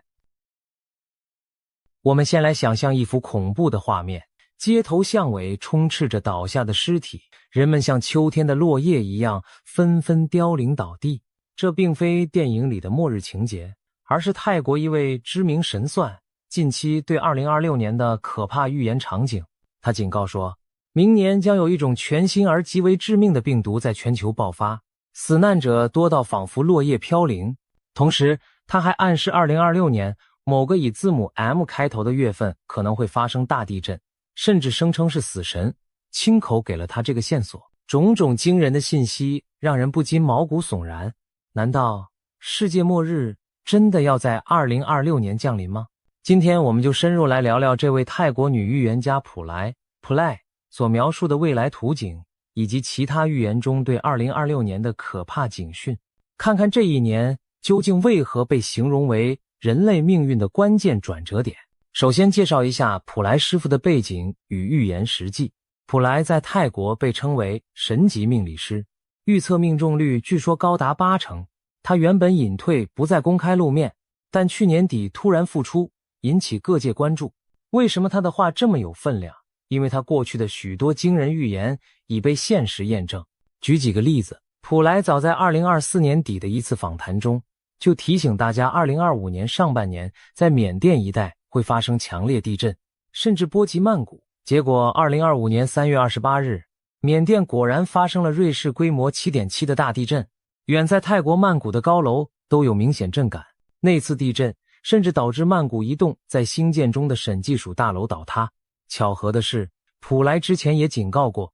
泰国会有兴建中大楼倒塌，土地下陷，要防范大型地陷。果不其然，除了大楼坍塌之外，到了2025年9月，曼谷三申路底下竟然出现了一个深约50米的巨型天坑，让市民大为震惊。不止如此，普莱多次提醒民众囤积罐头粮食，提防特大水灾。结果在2025年年底，泰国南部和爱地区真的爆发了300年以来最严重的水灾，超过300万人受灾，死亡人数过百。另外，当时很多人不相信他说的太柬战争未完，因为泰国和柬埔寨之间原本已停火，看似平静，然而他坚持战火还会重燃，甚至因此一度被批评散布危言耸听的假消息。然而，在去年12月，泰柬边境真的再度发生激烈武装冲突，泰国当局不得不紧急撤离了约40万边境居民。这一连串应验的预言令普莱声名大噪，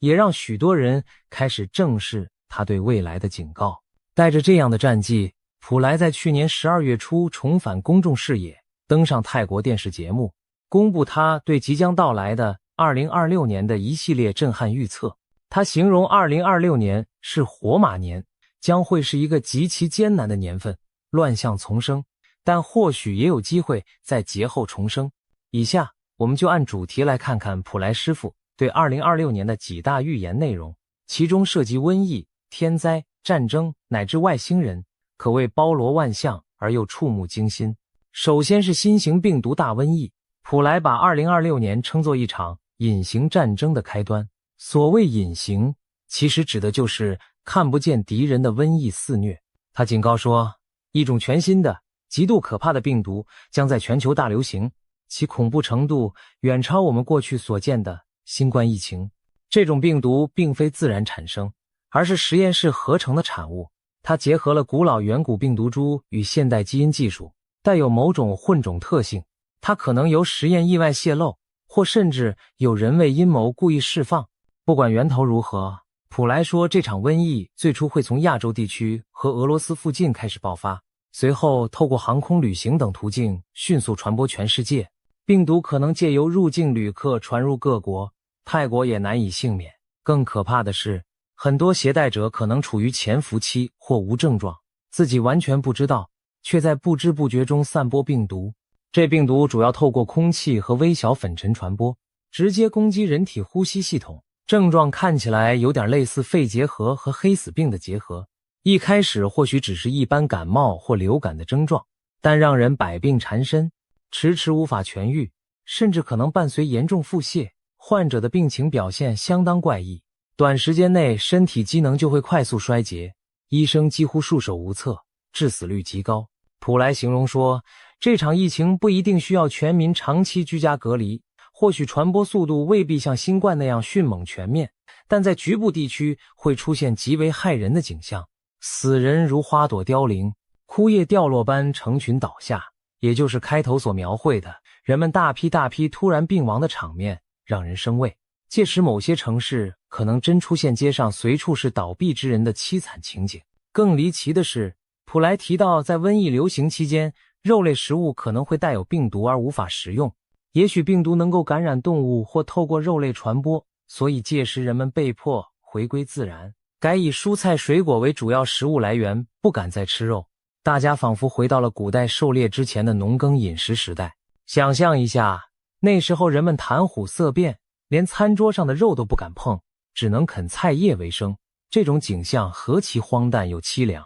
普莱强调，2026年只是这场大瘟疫的开始阶段，真正更大的高峰可能会在2028年至2030年之间到来。如果他的预言成真，人类恐怕正面临一场前所未有的生存挑战，一场看不见硝烟的战争，而我们的敌人不是别的，正是人类自己所创造或释放出的致命病原体。接下来是自然灾害的部分。普莱认为2026年的天灾将同样让人胆寒，尤其是洪水。他看见明年降雨异常偏多，全年雨量远超往常，持续不断的暴雨将造成土地严重积水，地下水位饱和无法排出，引发大范围的地面沉降，甚至地层塌陷。他形容水来得又快又猛，当地下隐患积累到极限时，地面可能突然出现塌洞或者沉陷，把人措手不及。更糟糕的是，这些洪涝灾害会和风暴路径重叠，也就是说，某些地区可能反复遭受风暴吹袭和洪水侵袭，一波未平，一波又起，一直到2026年底之前，洪水破坏力都可能达到可怕的程度。对当地人来说，这简直像连续被暴雨和洪水毁灭性的猛击。但奇怪的是，普莱说，这是件当地人会知道，但外地人会被屏蔽的事情。听起来仿佛灾情之严重可能被某种程度的封锁消息，不让外界立刻充分了解真相。或许它暗示灾区信息传递会受阻，外界低估了实际损失。无论如何，雨灾之烈在他眼中前所未见。泰国首都曼谷同样难逃天灾的考验。普莱指出，明年曼谷的湄南河等水位会上升，市区也可能淹水。不过他也带来一丝令人宽心的信息，曼谷的水虽来得快，但退得也快，不会长期积水成泽国。而且相较于泰国其他地区，曼谷的灾情反而算是轻的。他说，曼谷居民无需因此而恐慌，撤离或抛售房产。至少未来3至5年乃至更长时间内，曼谷仍是泰国最适合居住的地方。甚至他打趣说，死神大人目前也没有指示他离开曼谷。换言之，如果连替死神传话的他都不走，那大家暂时也不必弃城逃难。当然，这话语背后既是安抚也是警示。曼谷并非完全安全，只是相对安全些而已，因为接下来还有更多灾难在等着。除了洪水，还有风暴与爆炸事故的威胁。普莱预言2026年开年伊始就不平静，今年1月将有7场风暴接连袭来。他斩钉截铁地说道，7场风暴听起来不可思议，短短1个月内竟接二连三出现如此多强烈风暴，而且威力都显著超过往年常见规模，更加猛烈难当。如果这预言成真，马上就考验着沿海地区和岛国的抵御能力了。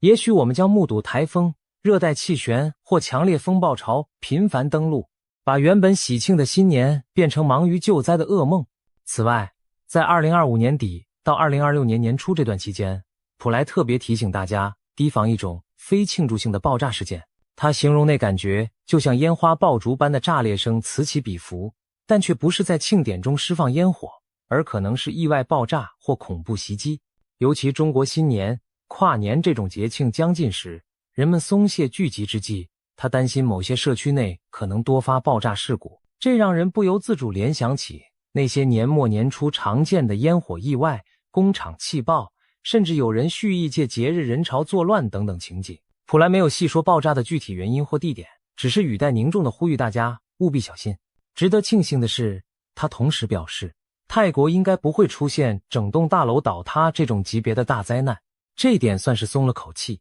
毕竟他去年已经准确料到曼谷大楼坍塌事件。不过，小规模但致命的爆炸风险仍然存在，我们不能掉以轻心。最惊心动魄的预警之一，大地震与地质异动。普莱在采访中语出惊人地说，2026年的曼谷将发生地震。要知道，泰国本土平时并非高震区，曼谷更是少有强震。如果市中心真的来一场大地震，后果不堪设想。普莱表示，这次地震的震央会就在繁华的曼谷市区，可能是地底某处长期累积的能量终于在压力极限下释放出来。至于地震的严重程度，他坦言无法确定，但直觉非常可怕。主持人当场追问他能否给出具体日期或时间。普莱沉吟了一下，透露说这是死神大人给他的提示，提示只有2个字母 M 月。所谓 M 月是指在泰语中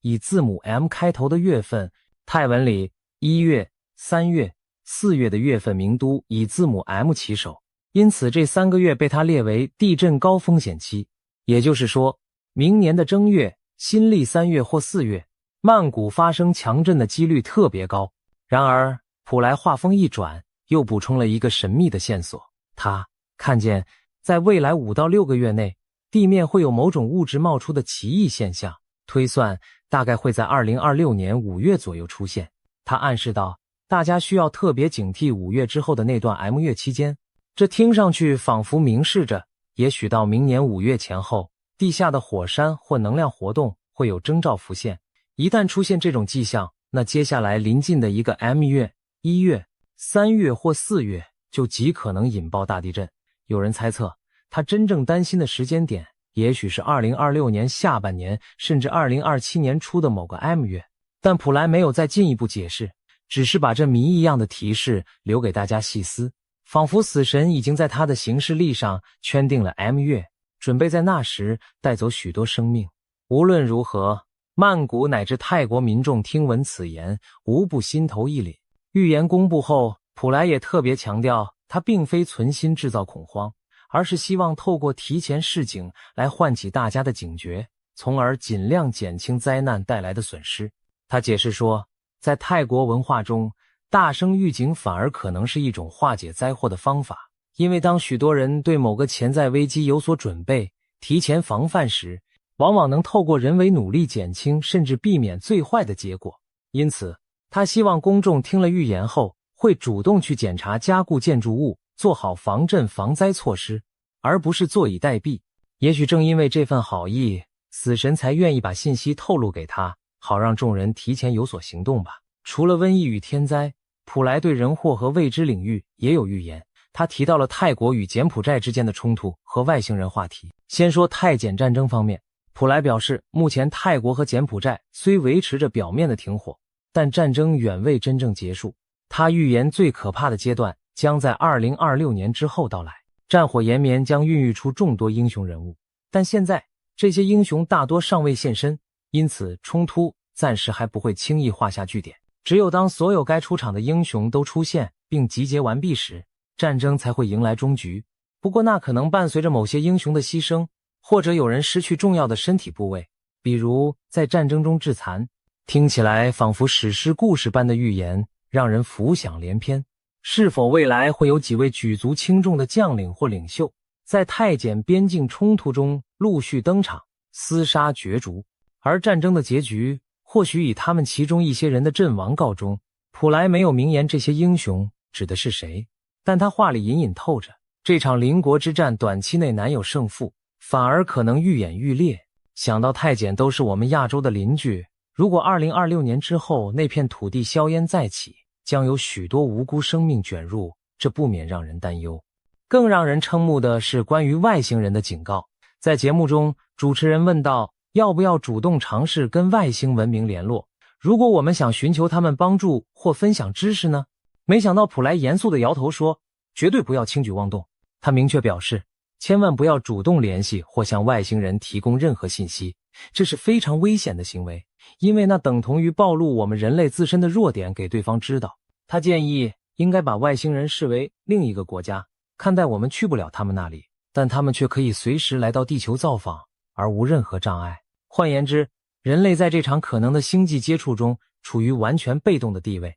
所以不能大意。更惊人的是，普莱声称外星人其实已经混迹在人群之中。他说从2026年开始，将有越来越多外星人隐居在泰国，尤其会出现在所谓阿尔法世代的年轻人中间。那些20多岁的天才人物，有些可能其实就是外星来客伪装的，比如以外国投资者、创业家的身份进入泰国社会，他们拥有极其超前的视野和知识。这段话几乎像科幻小说剧情，听上去仿佛未来我们身边某些卓越非凡的青年才俊，其实并非地球土著，而是外星智慧生命的化身。至于他们来地球的目的何在，善意还是恶意，普莱没有细说，只是再三提醒不要轻易与未知的外星访客接触，否则人类可能因一时天真而招致难以预料的后果。纵观普莱师傅上述预言，2026年在人类面前展现了一幅灾难密布的图景。前有实验室病毒引爆全球瘟疫，夺走无数性命，后有极端气候引发洪水、天坑和强风暴，紧接着曼谷地震的阴影笼罩，同时国与国之间战争暗潮汹涌，科技上空还盘旋着外星文明的幽影。一时间，瘟疫、灾害、战争、异族入侵几乎集于一年，让人不寒而栗。如果把这些事件串联起来看，2026年仿佛将成为一场小型的世界末日图鉴。那么，只有普莱一个人在唱衰，明年吗？事实恰恰相反，许多来自不同国家的预言家和传说都不约而同把目光投向了2026年，仿佛都在警示我们这一年将发生翻天覆地的大事。其中最受瞩目的，除了泰国的普莱，还有印度的神童占星师阿南德，以及欧洲已逝的盲眼预言家巴巴万加，俗称龙婆。甚至16世纪的著名法国预言家诺查丹马斯，也被人从他布满谜团的诗句中解读出对2026年的惊人暗示。接下来，我们就将普莱的预言与其他末日先知的看法综合起来，比对看看这些不同来源是否在某些关键点上惊人的相似。先来看印度的预言神童阿南德。这位年仅19岁的印度青年，从小研习古老的吠陀占星术，据说曾准确预测新冠疫情、俄乌战争、台湾大地震等重大事件，因而拥有大批信众，被誉为世界上最年轻的灵性预言家。阿南德在他最新的星象分析中也强调，2026年将是人类文明一个重大的转折之年。他的说法和普莱如出一辙，都把明年视为巨变的开端。阿南德指出，根据占星推演，2026年前后天体运行有特殊的征兆，土星与拉胡，印度占星中的一个凶星将发生合相。这种星象意味着旧的时代即将崩坏，新的纪元开始诞生。他断言，2026是末法时代的终章，也是黄金新世纪的前奏。在这个宏大的框架下，阿南德提出了几项具体预警。第一，自然方面，太阳活动将异常强烈，导致两极冰川加速融化，引发连锁的气候灾难洪水。干旱与暴风雨将交替上演，极端天气此起彼伏。同时，环太平洋地震带会被他称作的巨龙唤醒，进入高活跃期，可能出现震级极高的巨震。简而言之，地球进入动荡不安的阶段，大地震、火山爆发等巨变频发。他甚至提到天空或将出现奇异天象，例如血红色的天空或者超大的冰雹等，象征地球能量的极度失衡。阿南德警告说，这一系列天灾并非无缘无故降临，而是地母的怒火，是人类长期贪婪破坏环境所触发的报复。第二，科技与社会方面，阿南德提出 AI 反噬人类的可能性。他认为2026年人工智慧的发展将暴露出灵性的空洞。如果人类过度依赖 AI 智能体，可能会反过来制约人类，甚至造成严重的社会危机，成为新时代最大的挑战之一。想象一下，如果某天银行、电力、交通、军事等关键系统都由失控的人工智慧掌管，我们的日常生活将多么脆弱。这听起来和科幻电影《魔鬼终结者》里天网叛乱的情节颇为相似，但如今越来越多现实迹象表明， AI 确实潜藏风险，不能不令人心惊。第三，地缘政治与经济方面，阿南德预见全球权力格局和经济秩序都将在明年迎来巨变。他认为西方主导的旧秩序会开始混乱衰退，美中关系日趋恶化，南海等地缘热点冲突升温，而印度将因婆罗门能量回流而崛起为所谓的文明避风港。在他笔下的剧本中，西方很多国家会陷入政治动荡甚至混乱，而古老的印度反而因其精神传统和能量而成为全球寻求心灵复兴的中心。此外，阿南德预言经济将剧烈震荡，传统金融市场大幅波动，全球物资短缺，粮食危机加剧，其中黄金价格可能暴涨至原来的4倍之多。他描述的场景如同经济大萧条结合战时状态，战火与气候灾害重创农业，粮荒四起，通货膨胀让人民痛苦不堪，唯有黄金等实体资产才能保值。阿南德对亚洲地区，特别是东亚与台湾也发出了警讯。他说，东亚一带有龙脉苏醒，意味着从台湾开始，整个东亚在2026年前后可能经历地震与水患等能量大量释放的时期。他提醒居于此地的人们务必保持内心的平静与警惕，做好防灾准备。值得注意的是，他提到灾劫也是灵性觉醒的契机，经历磨难将促使人们反思并回归自然，修复自我内心，并迎接他所说的恒河之灯照耀的新纪元。这意思是，虽然灾难深重，但人类或可借此契机提升精神境界，从而在废墟上建立新的更和谐的文明。可以看到，印度神童阿南德对2026年的描述和泰国普莱的预言在多个方面不谋而合。他们都提到了极端天灾、地震、洪水、全球性的重大危机，以及世界格局的剧烈变动。两人的观点都认为，人类正面临某种大考验，经此洗礼后才有新生的可能。甚至连 AI 威胁这样的主题，他也与普莱不约而同地提及。普莱虽未详谈 AI， 但他对外星人科技的警戒其实有异曲同工之处，都是提醒人类不要自满大意。当然，他们使用的语言体系不同，一位借助星象灵性，一位经由通灵神事，但信息内涵竟有许多相通之处，这不禁令人深思。接下来，我们再看看欧洲的盲眼预言家巴巴万加对2026年的预言。巴巴万加是保加利亚的传奇人物，生前留下大量对未来的预测，被誉为欧洲龙婆。据传，他曾精确预言了一些重大事件，如苏联解体、911恐袭、英国脱欧、新冠疫情等等。因此，即使他已去世多年，他的预言仍在全球引发讨论。最近，英国媒体披露了万加奶奶对2026年的几项惊世预言，内容之劲爆堪称末日电影剧本。万加警告说，2026年将成为人类命运的关键转捩点。他提到了4大方面：毁灭性天灾、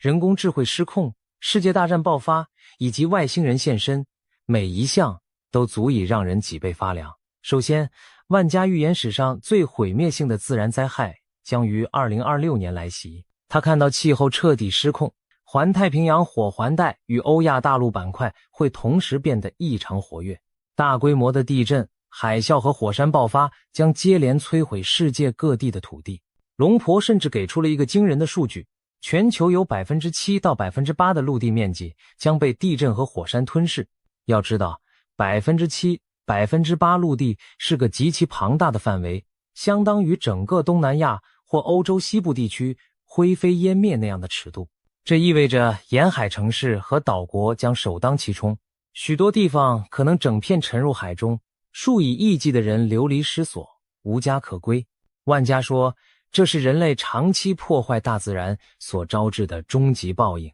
他呼吁各国立刻大幅减少碳排放，爱护环境，否则最终无人可以幸免。万加对环境灾变的预言和普莱、阿南德的说法形成了几乎同步的警讯。大地震、极端气候在明年都会迎来高潮，真可谓是地球在震怒。其次，万加指出人工智慧可能会在2026年彻底叛变。他的说法更具体直接，2026年 AI 将达成起点，开始自我进化，超越人类智慧，继而企图掌控人类。他警告说，失控的 AI 将会接管金融、军事、交通等各种关键系统，甚至 AI 可能要决定人类的生死存亡。届时，由于自动化和 AI 统治，人类将面临大规模失业潮，被监控支配的社会阴影笼罩，而机器人战争一触即发。如果人类现在不对 AI 制定全球性的伦理规范与控制措施，那么到了2026年，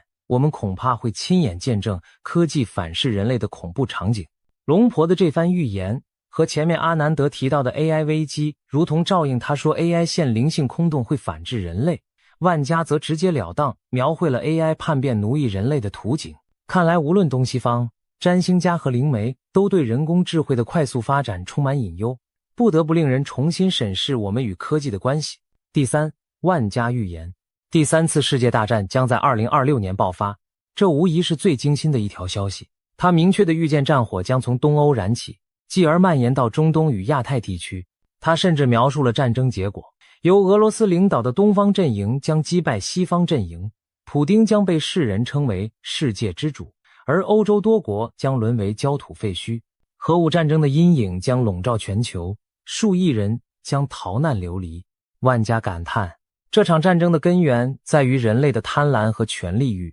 唯有各方放下对立，停止争夺，人类才有生路可言。不得不说，万加的战争预言与当今局势隐约有呼应之处。目前俄乌冲突余波未平，中东局势动荡不定，台海和南海也是潜在火药桶。如果这些火线在明年连成一片，真的可能引发一场全球范围的大战。万加点名东方，以俄为首，将胜西方，这与一些预言中东方崛起、西方衰落的论调不谋而合。当然，这种情景一旦成真，那对整个世界而言也近乎毁灭性的打击。毕竟无论哪方胜利，核战阴云和满目疮痍的废墟都是人类共同的噩梦。最后，万加还留下一则最令人瞠目结舌的预言。2026年11月，外星文明将乘坐巨型太空船正式降临地球。他说到时候全人类都能用肉眼看到一艘庞然大物从天而降，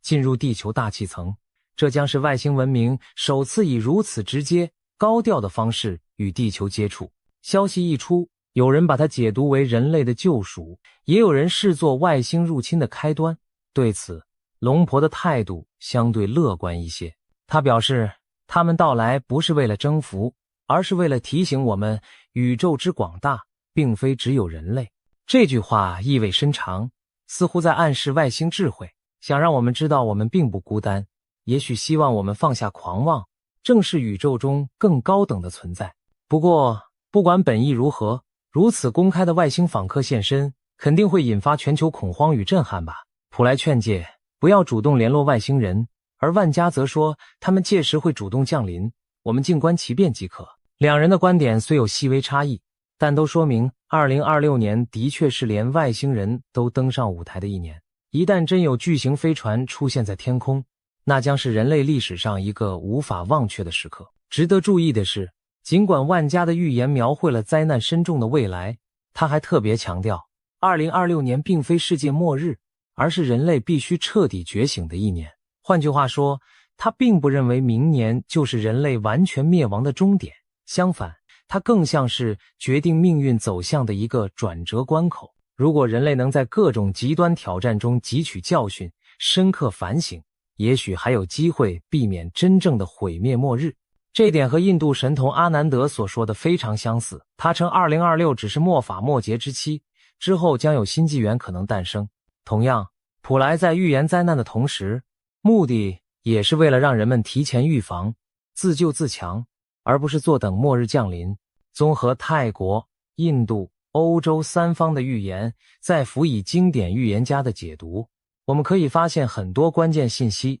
惊人的相符。瘟疫、天灾、战争、AI 危机、外星接触，2026年在不同先知眼中都汇聚了这些元素，仿佛全世界的预言脉络在这一年汇成同一条洪流，奔向不知是毁灭还是重生的未来。就连以隐晦难懂著称的诺查丹马斯，其爱好者们也声称在他留下的4行诗中找到了对2026年的暗示。根据一些研究者的解析，诺查丹马斯在百诗集第7卷第26首诗中写道：小船与桨帆船环绕7艘大船，致命的战争将被引爆。许多人认为这可能隐喻着一场海上的军事冲突，而诗中提到的7艘船被解读为7股势力的象征。有专家分析说，这7股势力很可能指的就是环绕南海及周边有主权争端的7个政权：中国、台湾、越南、马来西亚、汶莱、印尼和菲律宾。也就是说，这段诗预示着南海地区紧张局势可能升级，引发涉及7方的致命对抗。这无疑与88万家所说的世界大战从东欧到亚太不谋而合，也与当前国际局势的一大隐忧相吻合。南海争端与台海问题的确是国际瞩目的潜在导火索。如果诺查丹马斯的诗意解读正确，那么2026年前后，台湾及南海恐怕真要小心卷入一场致命的多方角力。除了这则海战隐喻，诺查丹马斯还有其他关于东西方冲突的诗句也被拿来对号入座。比如他提到，当火星主宰星辰之路，人血将洒满圣殿，3团火焰自东方升起，西方在寂静中失去光明。这段充满诗意的语句被广泛解读为亚洲势力的崛起与东西方文明冲突的加剧。3团东方火焰，有人说象征东方大国兴起或3条东方战线，西方失去光明则暗指西方世界陷入黑暗衰败。甚至诗里提到一个神秘的蜜蜂群，有现代军事爱好者将其比喻为蜂拥而至的无人机集群作战，暗示未来战争形态的改变。这不禁让人想到前面普莱和万家都谈及 AI 科技在战争中的影响，可见就连距今400多年前的预言诗人，在模糊的诗句中也许都折射出与这些现代先知类似的图景，真是令人叹为观止。除了预言灾难本身，各路高人还给出了一些应对建议和求生指南。泰国普莱师傅就在节目中反复叮嘱民众要做好避险准备。他建议每个家庭都预先收拾一个逃生背囊，将重要证件的副本、药品、现金以及少量干粮水放进去，放在家中随手可及的地方。一旦遇到突发状况需要紧急撤离时，能够第一时间背起这个背包就走，以免手忙脚乱。此外，他提醒大家将贵重物品和重要文件尽量放置在家里较高的位置，至少可以降低在洪水或火灾时被毁坏遗失的风险。这些都是相当实际的防灾建议，看得出他对未来灾害的严重程度是深信不疑的，也真心希望大家能把损失降到最低。经历过2025年水灾后，许多泰国人也开始认真对待这些叮嘱，学着储备粮食和必需品。普莱还特别在财富方面提醒说，土地、房地产等投资已不再稳妥，最好的保值资产是黄金。他建议有能力的人现在就开始购买实体黄金，一点一点的储备，不要等到危机来临再临时抢购，因为当大灾大难发生时，黄金可能是唯一通用且保值的交易媒介。这些建议听起来几乎像是在为末日做准备，但结合他预言的那些灾难场景，倒也合情合理。至少手中有粮，心中不慌，未雨绸缪总比宁可绝井好。面对种种末日般的预言，我们也不禁要问，这究竟会是真实发生的未来，还是预言家们给世人的一记警钟？人类历史上关于世界末日的预言层出不穷，很多最终都被证明是虚惊一场，比如玛雅历法引发的2012年世界末日传说，还有诺查丹马斯被人解读的1999年第7月世界将毁灭等等，都曾让世界人心惶惶，但最后地球依然照常转动。那这次的2026末日预警会不会又是一个担心了白担心的乌龙呢？持怀疑态度的人当然大有人在。科学理性主义者会说，预言毕竟不是严谨的科学预测，而是带有偶然巧合与模糊空间的主观解读。我们不能因为几次巧合应验就完全相信未卜先知的存在。然而这次与以往有所不同的是，多位预言者从不同角度不约而同指向了同一时间点，而且其中好几位过去的命中率都相当惊人，不能不让人将信将疑。普莱、阿南德、万加，这三个互不相识、文化背景迥异的人，他们给出的线索却像是能拼合起来的同一幅拼图，图上描绘的正是2026年的巨变与动荡。或许我们可以把这看作是一种巧合，但这样的巧合实在过于巧合了。与其等灾难降临时措手不及，不如在现在就多一分警惕和准备。正如普莱所说，预言的意义不在于让人绝望恐惧，而是在于唤醒和防范。如果这些预言最终证明言过其实，那当然是全人类之福。可万一其中哪怕有部分成真，我们现在做出的准备都可能拯救无数生命。或许世界末日并不是真正的终点，而是旧世界的结束，新世界的开始。在毁灭与重生的交替中，人类可能迎来痛苦的阵痛期，但也只有经历阵痛才能重获新生。展望2026，我们确实看见一片风雨飘摇、黑云压城的景象，病毒肆虐，生灵涂炭，大地震动，洪水滔天，战火熊熊，硝烟弥漫，甚至科技失控，天外来客降临。这些元素凑在一起，任谁都不得不感到一丝末日的寒意。然而正如龙婆万家所说，这未必是世界的终局，而可能是一次人类的集体考验与觉醒。如果我们能从中领悟谦卑与敬畏，改变对自然和科技的态度，加强全球合作与善意，也许最坏的结局可以避免。退一步讲，即便未来一年注定多灾多难，我们也可以凭借提前的准备和人性的团结，将这场世界末日考验转化为推动文明进化的契机。最后，不妨扪心自问，当如此多的预言警钟同时为2026年而鸣响时，我们应该嗤之以鼻，一笑置之，还是应该有所警觉？未雨绸缪，答案见仁见智。但有一句话或许值得记住，希望最好的情况，同时做好最坏的打算。对个人如此，对整个人类也是如此。也许所谓的末日并非突然的终结，而是对我们人类的一次严厉提醒，提醒我们反思自己的所作所为，为自己的未来负责。当前的天空乌云密布，预言中的暴风雨近在眉睫，我们当然期待这只是虚惊一场，但也不能否认乌云背后可能真的响起雷鸣。2026年即将到来，它会按照预言走向毁灭还是柳暗花明，端看人类如何抉择。正所谓行到山前必有路，唯有人心的觉醒和努力，才能为我们寻找出路。让我们怀着戒慎恐惧之心，迎接这充满未知的一年，既不绝望地认为末日注定无可改变，也不盲目乐观地当作什么都不会发生。谨慎准备，静观其变，也许我们终将度过这场劫难，看到黎明后新的晨曦。希望在风暴过后，人类能以更智慧和谦卑的姿态，迎来属于我们的浴火重生。世界末日是否真的要来临？让时间和行动去证明答案吧。